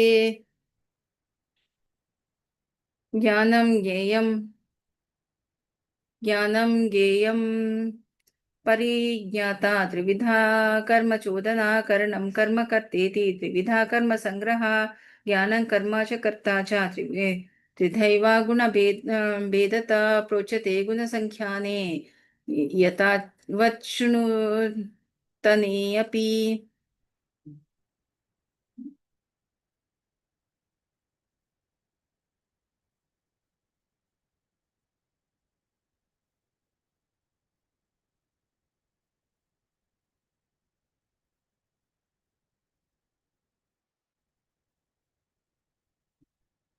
पृथक्त्वेन तु यज्ञानं नानाभावं पृथग्विधान् वेति सर्वेषु भूतेषु यज्ञत्वं विद्धि राजसं यत्तु कृष्णावद् एकस्मिन् कार्ये सक्तुं हैतुकम् अतत्वर्थावद् अल्पं च तत्तामसमुदाहृतं नियतं सङ्गरहितं आराग्याद्वेषता कृतम् अफलाप्रेप्सुना कर्म यत् सात्विकमुच्यते यत्तु कामेप्सुना कर्म सहङ्कारेण वा पुनः क्रियते बहुलायासं तद्राजसम् उदाहृतम् अनुबन्धं क्षयं हिंसम् अपेक्ष्या च पौरुषं मोहद् आराभयेत् कर्म तत् यत्तत्तामसमुच्यते मुक्तसङ्गो नहं वादी इति उत्साहसमान्विता सिद्धि असिद्धयो निर्विकार कार्यं सात्विक उच्यते रागी कर्म फलाप्रेप्स्युरुद्धो हिंसात्मको शुचिः हर्षाशोकान्विता कर्ता राजसा परिकीर्तिता अयुक्ता प्रकृतिर्स्तब्धा सतो नैष्कृतिको लसः विषादी दीर्घसूत्रिश्च कार्दातमस उच्यते बुद्धिर्भेदमृतश्चैव गुणस्त्रिविधं शृणुः प्रोच्यामानम् अशेषेण पृथक्त्वेन धनञ्जय पृथ्वीं च प्रवृत्तिं च निवृत्तिं च कार्याकार्ये भयाभये बन्धं मोक्षं च या वृत्ति बुद्धि सा पार्थ सात्विकी यया धर्म्यम् अधर्म्यं च कार्यं च कार्यमेव च अयाथावत् प्रजानाति बुद्धि सा पार्थ राजसी अधर्म्यां धर्ममिति यः मन्यते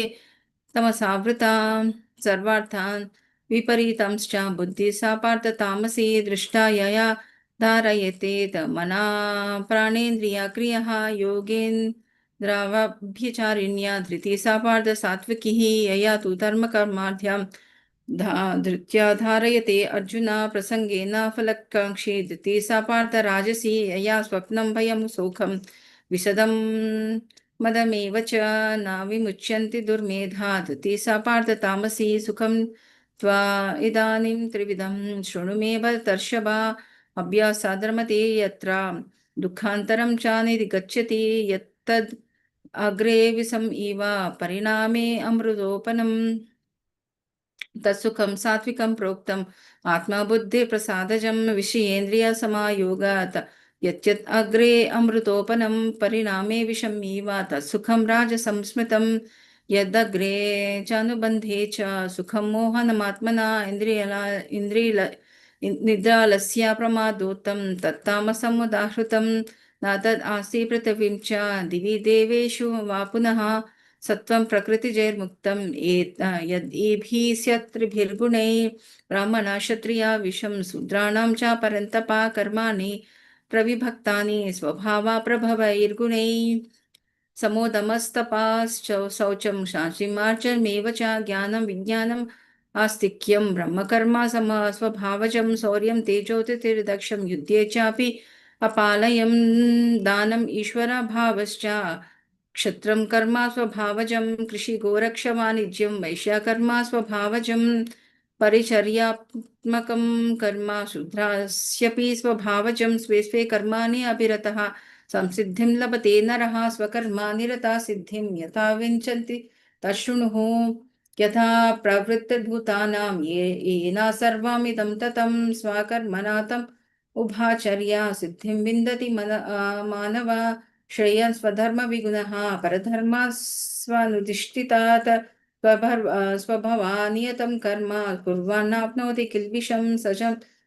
सहजं कर्म कौन्तेय सदोषम् अपि न त्यजेत् सर्वारम्भा हि दोषेण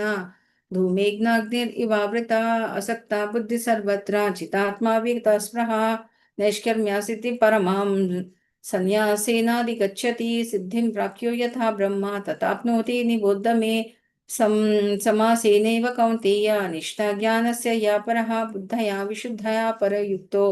धर्मात्म्यानं नियम्य च शब्दादीन् विषयं त्यक्त्वा रागद्वेषव्यवायुरस्य च विविक्ता सेविलागस्वी यथा वक्काय मानसः ध्यानयोगा परो नित्यं वैराग्यं समुपश्रितः अहङ्कारं बलं दर्पं कामं क्रोधं परिग्रहं विमुच्य निर्ममा सन्तो ब्रह्मभूयाय कल्पते ब्रह्मभूता प्रसन्नात्मा न शोचति न काङ्क्षति समा सर्वेषु भूतेषु मद्भक्तिं लभते परां भक्त्या मामभिजानाति यावान् यास्यस्मि तत्त्वतः तत्त्वतो ज्ञात्वा विशते तद् अनन्तरं सर्वकर्माणि अपि सदः कुर्वनो व्यपाश्रयः मत्प्रसादाद् वाप्नोति शाश्वतं पदमव्ययं चेतसा सर्वकर्माणि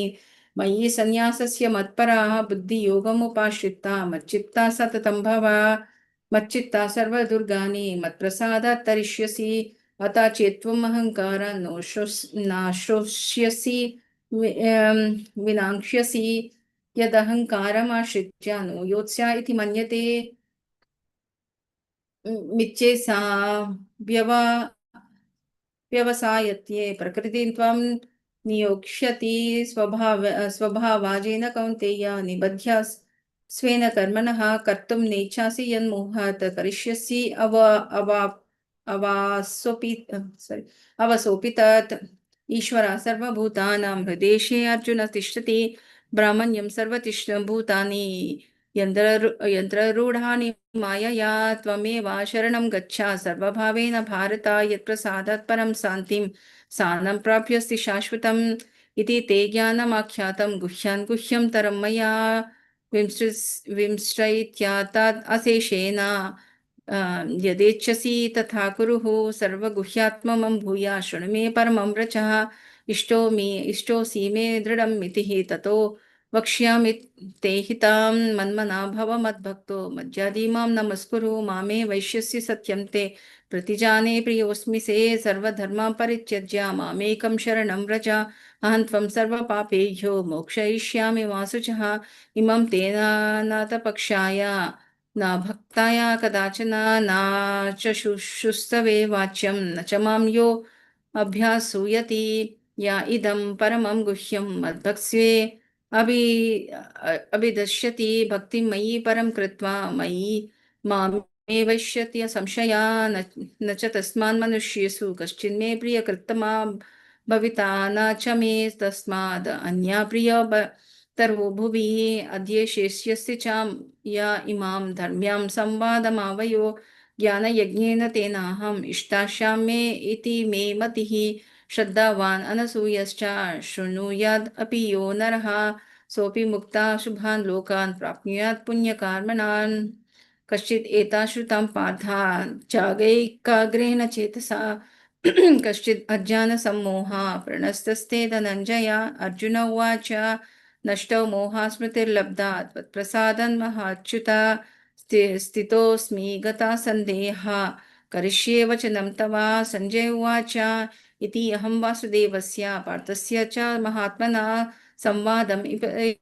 इमम् अश्रौसम् अद्भुतं रोमहर्षणं व्यासप्रसादात् श्रुत्वानाम् एतद् गुह्यम् अहं परं योगं योगेश्वरात् कृष्ण साक्षात् कथयता स्वयं राजन् संसृत्य संवादम् इमम् अद्भुतं